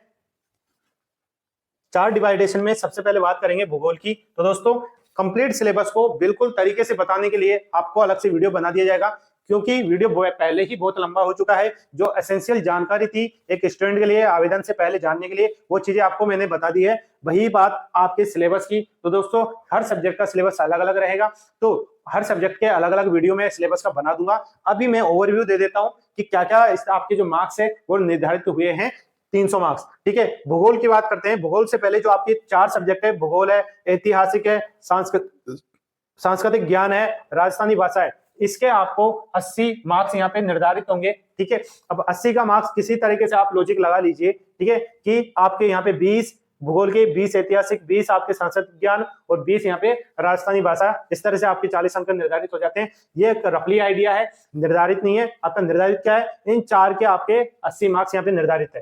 ठीक है, भूगोल है, भूगोल के यहाँ पे टॉपिक दिए गए हैं, आप देख सकते हैं। इतिहास एवं संस्कृति है, यहाँ पे आप देख सकते हो इसके टॉपिक यहाँ पे दिए गए। ठीक है, और यहाँ पे आपका जो राजस्थानी भाषा है वो ये आ जाता है। इन चारों को मिला के आपके 80 मार्क्स यहाँ पे देखने को मिलेंगे। ठीक है, अब इसके बाद में आपके नेक्स्ट आता है राजस्थान का सामान्य ज्ञान, शैक्षणिक परिदृश्य, निःशुल्क एवं अनिवार्य बाल शिक्षा का अधिकार अधिनियम और सामयिक यानी करंट अफेयर्स। इनके आपको 50 अंक यहाँ पे मिलेंगे। ठीक है, अब इनमें भी क्या क्या सब टॉपिक्स है वो दे रखे। सामान्य ज्ञान में आप देख सकते हो, ठीक है, शैक्षणिक परिदृश्य में आप यहाँ पे देख सकते हो ये टॉपिक है, और निःशुल्क एवं अनिवार्य बाल शिक्षा का अधिकार अधिनियम ये आपका यहाँ पे दिया गया है। ठीक है, ये देख सकते हो आपके समसामयिक विषय जो करंट अफेयर्स है उनके टॉपिक भी है। इस तरह से आपके 50 अंक यहाँ पे निर्धारित होते हैं इन टॉपिक्स के। इसके बाद में यहाँ पे आपको संबंधित विद्यालय का विषय का ज्ञान, यानी आपका यहाँ पे अब आता है अंतर विषय के अकॉर्डिंग यहाँ पे आपके जो सिलेबस है वो चेंज देखने को मिलेगा। अब तक यहाँ पे आपको 2 पॉइंट तक आपका जो सिलेबस था वो सेम था। अब सब्जेक्ट वाइज आपका सिलेबस में अंतर आएगा। सबसे पहले हिंदी की बात करेंगे तो हिंदी में इस तरह से आपके सारे टॉपिक आ जाएंगे। मार्क्स आपके 120 अंक यहाँ पे निर्धारित होंगे, ठीक है। 120 अंक का आप आइडिया लगा सकते हो। यहाँ पे आपके जो क्वेश्चन बनेंगे वो 60 क्वेश्चन बन सकते हैं, ठीक है। बन सकते हैं, मैं फिक्स नहीं बोल रहा, बन सकते हैं, ठीक है। ये आपका जो पुराने पेपर है उनको देखते हुए बोल रहा हूँ। आगे क्या चेंज करते हैं, मल्टीपल क्वेश्चन ज्यादा कर देते हैं, उनके मार्क्स अलग हो जाएंगे, हो भी सकता है, ठीक है। इसका क्लेरिफिकेशन तो आगे ही पता चलेगा। अब इंग्लिश सब्जेक्ट आ जाती है। इंग्लिश सब्जेक्ट के यहाँ पे आपको टॉपिक देखने को मिल जाएंगे, ठीक है। चाहे से सब्जेक्ट कैसी भी हो, कितनी भी हो, सभी के 60 क्वेश्चन यहाँ पे निर्धारित होंगे, ठीक है। संस्कृत सब्जेक्ट आ जाती है और संस्कृत सब्जेक्ट के यहाँ पे टॉपिक आ जाते हैं। इसके बाद में आ जाता है साइंस। साइंस के टॉपिक यहाँ पे है, ठीक है। इसके बाद में आपका आ जाता है सामान्य सामाजिक अध्ययन के। सामाजिक अध्ययन का भी अलग विषय आ जाता है। वही 60 क्वेश्चन 120 मार्क्स के रहने वाले हैं। टॉपिक देख सकते हो आप सारे सामाजिक अध्ययन में। सामाजिक अध्ययन में आपका देख लो कितने, आपका यहाँ पे हिस्ट्री भी आ जाएगी, आर्ट एंड कल्चर भी आ जाएगा इंडिया का, ठीक है। आपका मुगल साम्राज्य भी आ जाएगा, आपका राष्ट्रीय आंदोलन भी हो जाएंगे, यहाँ पे आपकी ज्योग्राफी भी आ जाएगी, ठीक है। आर्ट और आपके औद्योगिक, आपके इकोनॉमिक्स से रिलेटेड भी चीजें आ जाएंगी, पॉलिटी रिलेटेड भी आपको यहाँ पे टॉपिक्स देखने को मिलेंगे, ठीक है। ये आपके इंडियन इकोनॉमिक्स आ गई, बैंकिंग रिलेटेड आपके टॉपिक्स आ गए, ठीक है। कृषि रिलेटेड भी आ गए आपके। तो देख सकते हो आप सामाजिक विज्ञान में कम से कम आपके 6-7 प्रकार के सब्जेक्ट है, उनके टॉपिक्स यहाँ पे देखने को मिलेंगे। इसके बाद में अब आता है शैक्षणिक रीति विज्ञान, ठीक है। शैक्षणिक रीति विज्ञान जो कि आपके सब्जेक्ट के वाइज अलग अलग होंगे, ठीक है, जिसके आपके यहाँ पे 20 अंक यहाँ पे आपको निर्धारित मिलेंगे। 20 अंक यानी 10 क्वेश्चन यहाँ पे देखने को मिल सकते हैं शैक्षणिक रीति विज्ञान के। सब्जेक्ट वाइज यहाँ पे अलग अलग टॉपिक है, देख सकते हो आप। ये हिंदी हो गया, इधर इंग्लिश आ गया, इसके बाद संस्कृत सब्जेक्ट आ जाएगा। संस्कृत के बाद में यहाँ पे आपको गणित मिल जाएगी और यहाँ पे आपको सामान्य विज्ञान मिल जाएगा। उसके बाद में सामाजिक अध्ययन मिल जाएगा, ठीक है। और इसके बाद में आपका शैक्षणिक मनोविज्ञान का आपका यहाँ पे 20 अंक का आएगा यहाँ पे, ठीक है। अब दोस्तों इस सिलेबस में किसी ने गौर किया है तो वो जान गया होगा। आपको मैं बता देता हूं, इसमें आपका साइंस का ही सिलेबस दिया हुआ है, बल्कि जो पेपर आएगा साइंस मैथ का आता है, इसमें मैथ का सिलेबस टॉपिक्स भी होते हैं। इसमें मैथ का जो सिलेबस है वो नहीं दिया गया है। तो दोस्तों कर्मचारी चयन बोर्ड की तरफ से ये मिस्टेक हो गई, उन्होंने साइंस का सिलेबस तो ऐड कर दिया पर मैथ का सिलेबस ऐड नहीं करा। बोर्ड द्वारा सिलेबस को अपडेट कर दिया गया है, ठीक है। अब जैसा मैंने बोला सब्जेक्ट वाइज मैं पर्टिकुलर वीडियो अलग बना दूंगा सिलेबस का, उसमें साइंस मैथ में आपका साइंस और मैथ के टॉपिक्स ये सारी चीजें मैं क्लेरिफाई कर दूंगा, ठीक है। ये आपका शैक्षणिक मनोविज्ञान के टॉपिक्स आ गए जो कि 20 मार्क निर्धारित है, देख सकते हो आप। इसके बाद में आईसीटी आ जाता है, कंप्यूटर रिलेटेड आपका यहाँ पे टॉपिक आ जाते हैं, 10 क्वेश्चन देखने को मिलेंगे। तो दोस्तों इस तरह से आपके जो टोटल क्वेश्चन होते हैं वो आपके 150 क्वेश्चन हो जाएंगे। 150 क्वेश्चन हो जाएंगे कितने के, आपके 300 मार्क्स के। 300 मार्क्स का यहाँ पे आपको पूरा पेपर देखने को मिल जाएगा और क्वेश्चन आपको यहाँ पे ये मान के चलिए 150 क्वेश्चन यहाँ पे आपको देखने को मिलेंगे, ठीक है। ये आपका पूरा सिलेबस हो गया सब्जेक्ट वाइज अलग अलग, ठीक है। अब दोस्तों सारा इंफॉर्मेशन जो नोटिफिकेशन में था आपको सारी चीजें बता दिए, ठीक है। लास्ट इंफॉर्मेशन है वो बहुत ही इंपॉर्टेंट है। हर नोटिफिकेशन में, हर एडमिट कार्ड का जब कोई भी शेड्यूल आता है उसमें भी यही चीज होती है और मैं हर बार समझाता हूँ, इसमें भी वापस समझा रहा हूँ। क्या करना है आपको, आपका पेपर जो होगा ऑब्जेक्टिव होगा, ऑब्जेक्टिव पेपर में आपको पहले 4 ऑप्शन दिखाई देते थे। कौन कौन से, आपके पहले 4 ऑप्शन दिखाई देते थे ए बी सी डी, ठीक है। ये 4 ऑप्शन दिखाई देते थे पहले आपको ए बी सी डी। इस तरह से आपको ओएमआर सेट में ये ऐसा दिखाई देता था और आपके क्वेश्चन पेपर में भी 4 ऑप्शन ही दिखाई देते थे। पर बोर्ड द्वारा आपको एक ई वाला एक्स्ट्रा वैकल्पिक जो ऑप्शन है ई दिया है, ठीक है। अब आपका यहाँ पे एक ई वाला गोला भी एक्स्ट्रा आ गया। आपको करना क्या होगा कि आपको जो क्वेश्चन आता है, ठीक है, आपको जो क्वेश्चन आता है वही 4 ऑप्शन में आएंगे, उनमें से आप जो आता है वो आप फिल कर दोगे, जो नहीं आता उसमें आपको ई वाला गोला भरना है। समझ गए, नहीं समझे वापस बता देता हूँ। सपोज दैट ऑप्शन आए, क्वेश्चन था, क्वेश्चन में 4 ऑप्शन आए, आपने मान लो 150 क्वेश्चन है, 150 क्वेश्चन में आपने 110 क्वेश्चन में एबीसीडी में से कुछ ना कुछ लगाया है, आपने किया है वो सवाल, बच गए कितने 40 क्वेश्चन। 40 क्वेश्चन आपने नहीं करे, आपको नहीं आया, तो उन 40 क्वेश्चन में करना क्या है, आपको ई गोला पूरा फिल करना है, ठीक है। यानी देखा जाएगा तो आपकी जो ओएमआर सीट है वो पूरी फिल हो जाएगी, ठीक है। तो दोस्तों अब इससे रिलेटेड क्या क्या प्रावधान है वो देख लेते हैं।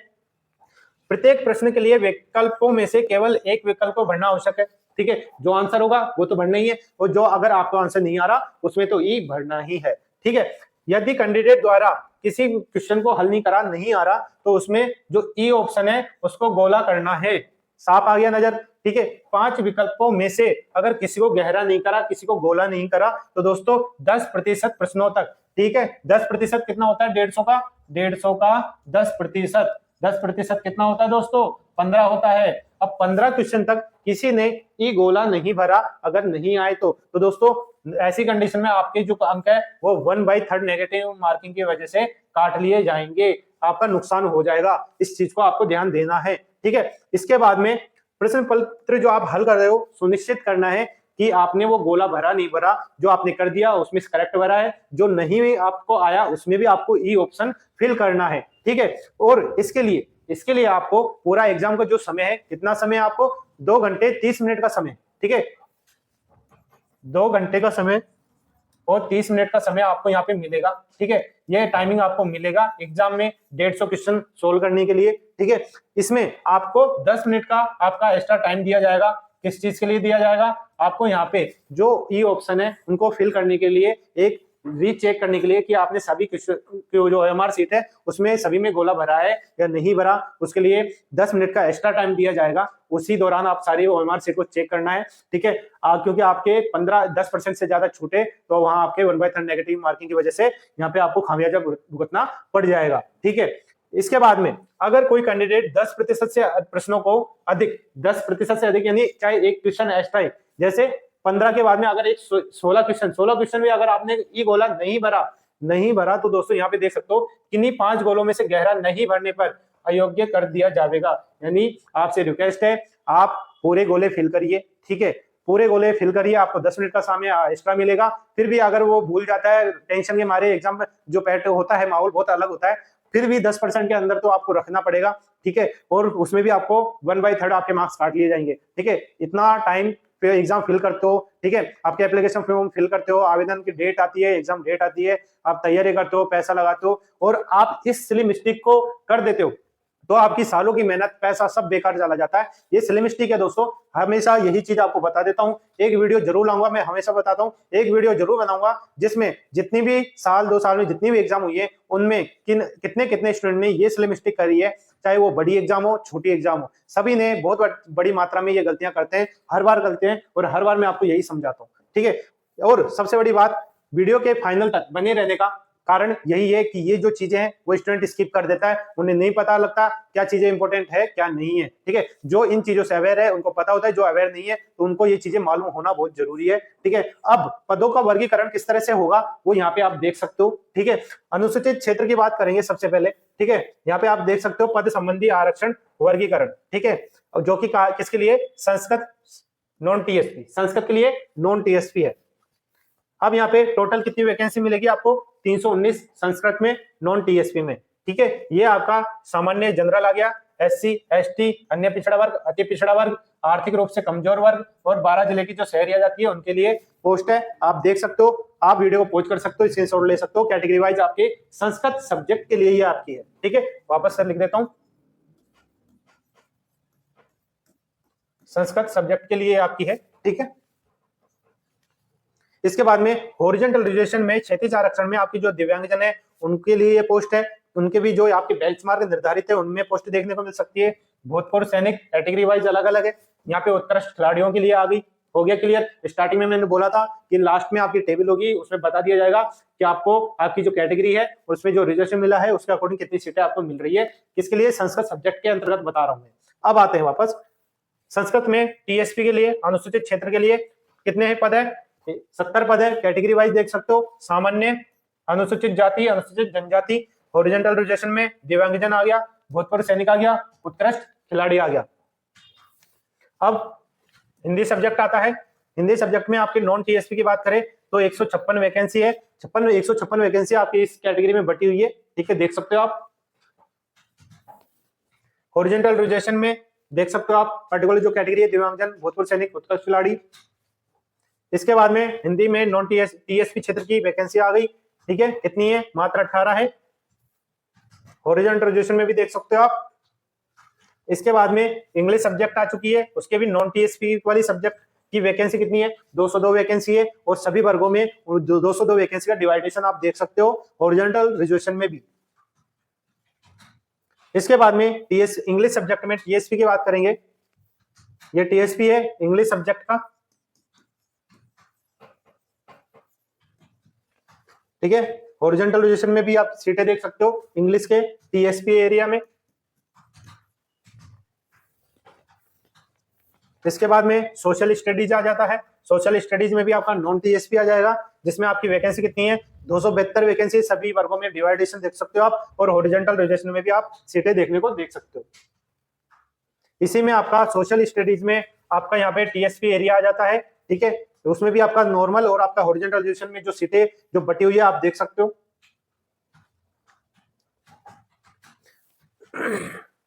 और बची आपका यहाँ पे साइंस, साइंस में टीएसपी नॉन टीएसपी वाली टोटल 970 वैकेंसी है, सबसे ज्यादा वैकेंसी इसी साइंस में देखने को मिलेगी। और कैटेगरी वाइज आप देख सकते हो किस तरह से सीटों का आपका यहाँ पे वर्गीकरण किया गया है, और क्षैतिज आरक्षण में भी आपको किस तरह से आपकी सीटें मिल रही है साइंस मैथ में। अब साइंस में ही आपके टीएसपी एरिया के जो वर्गीकरण है पदों का वो देख सकते हो आप। तो दोस्तों आपका लगभग ये मान लो पूरा नोटिफिकेशन में कंप्लीट आपका हो चुका है, ठीक है। आपका कोई भी जानकारी बिल्कुल यहाँ पे नहीं बची, जो भी आपकी जानकारी थी वो सारी चीजें मैंने आपको क्लियर कर दी है, ठीक है दोस्तों। ये आपका पूरा खाका है जो वो आपको क्लियर कर दिया गया है, ठीक है। जो आपकी चीजें थी, ठीक है, वो सारी मैंने क्लियर कर दी गई है, ठीक है। आपको जो भी जानने की जरूरत थी वो सारी मैंने क्लियर कर दी है एप्लीकेशन में। पूरे नोटिफिकेशन में A to Z जो मेन डाटा था आपको जानने के लिए वो सारा क्लियर कर दिया गया है, ठीक है। तो दोस्तों यही बोलना चाहता हूँ, जो भी कैंडिडेट जिस भी सब्जेक्ट की तैयारी कर रहे हैं वो आराम से अपना देख ले, ठीक है, कि वो किस कैटेगरी में है, ठीक है, और किस सब्जेक्ट के लिए है, उसी के हिसाब से वो अपनी तैयारी रखे, ठीक है। टोटल वैकेंसी आपकी 2123 आई है इस बार, ठीक है। बढ़ना न बढ़ना बाद की बातें हैं, ठीक है। जो कैंडिडेट इस वीडियो को अब तक देख रहे हैं उनको बहुत बहुत धन्यवाद। साथ में जो स्किप कर चुके हैं उनको कई चीजें स्किप हो गई उनकी, ठीक है। इसलिए हमेशा कहता हूं जो भी कैंडिडेट वीडियो देखे पूरा अंत तक वीडियो देखे, हो सकता है काफी चीजें इन्फॉर्मेशन आपके लायक ना हो, पर 100% में से वो 1-2% आपके अगर काम की हो गई तो दोस्तों नॉलेज बहुत बड़ी चीज होती है, ठीक है। अगर वो नॉलेज एक प्लेटफॉर्म पे आपको मिल रही है तो दिक्कत क्या है, ठीक है। उसी नॉलेज के लिए आप वापस कोई सर्च करो, एक आपको मिल जाए बैठे बिठाए तो क्या दिक्कत है। तो दोस्तों अब तक चैनल को सब्सक्राइब नहीं करा हो, सब्सक्राइब कर लीजिए, वीडियो को लाइक कीजिए, बेल आइकन दबाइए, ठीक है, जिससे आपको टाइम टू टाइम आपके थर्ड ग्रेड मेंस की जो भर्ती का अपडेट है, क्या अपडेट आता है क्या नहीं आता, वो सारा मिल जाएगा, ठीक है। और अन्य रिलेटेड वैकेंसी जो भी आती है राजस्थान में, सेंट्रल में, रेलवे, बैंक सेक्टर में, इंश्योरेंस सेक्टर में, वो सारी सूचना आपको हमारे प्लेटफॉर्म पे मिलती रहेगी, ठीक है दोस्तों। अब लास्ट में यही कहना चाहता हूँ, जो कैंडिडेट सिलेबस की बात करेंगे, ठीक है, चाहे लेवल 1 की बात हो, लेवल 2 की बात हो, सिलेबस का अलग अलग वीडियो आपको प्रोवाइड करवा दूंगा, ठीक है। कुछ आपके एक दो दिनों में सारी वीडियो आपके प्लेटफॉर्म पे आपको मिल जाएंगे, आपको टेंशन लेने की बिल्कुल जरूरत नहीं है। तो दोस्तों लास्ट में मिलता हूं नए अपडेट के साथ में, और फिर भी लास्ट में जाते हुए यही कहना चाहता हूँ, वीडियो को सब्सक्राइब नहीं करा, वीडियो को अच्छी तरह देखा नहीं, वापस देख लीजिए, ठीक है, पूरा देखिए, कंप्लीट देखिए, ठीक है। कुछ समझ में नहीं आए, कोई दिक्कत है, कोई डाउट हो, कोई कंफ्यूजन हो, कमेंट बॉक्स में कमेंट करिए, आपका जवाब है बिल्कुल जरूर मिलेगा, ठीक है दोस्तों। जरूर आपका जो जवाब है कंफ्यूजन है जरूर दूर करेंगे। और अब तक चैनल को सब्सक्राइब नहीं करा हो सब्सक्राइब कीजिए, वीडियो लाइक कीजिए, बेल आइकन दबाइए, आप अपडेट आपको जो भी अपडेट हो आपको टाइम पे मिलता रहेगा। ये सारे अपडेट सभी अपडेट आपको हमारे टेलीग्राम ग्रुप में मिल जाएंगे।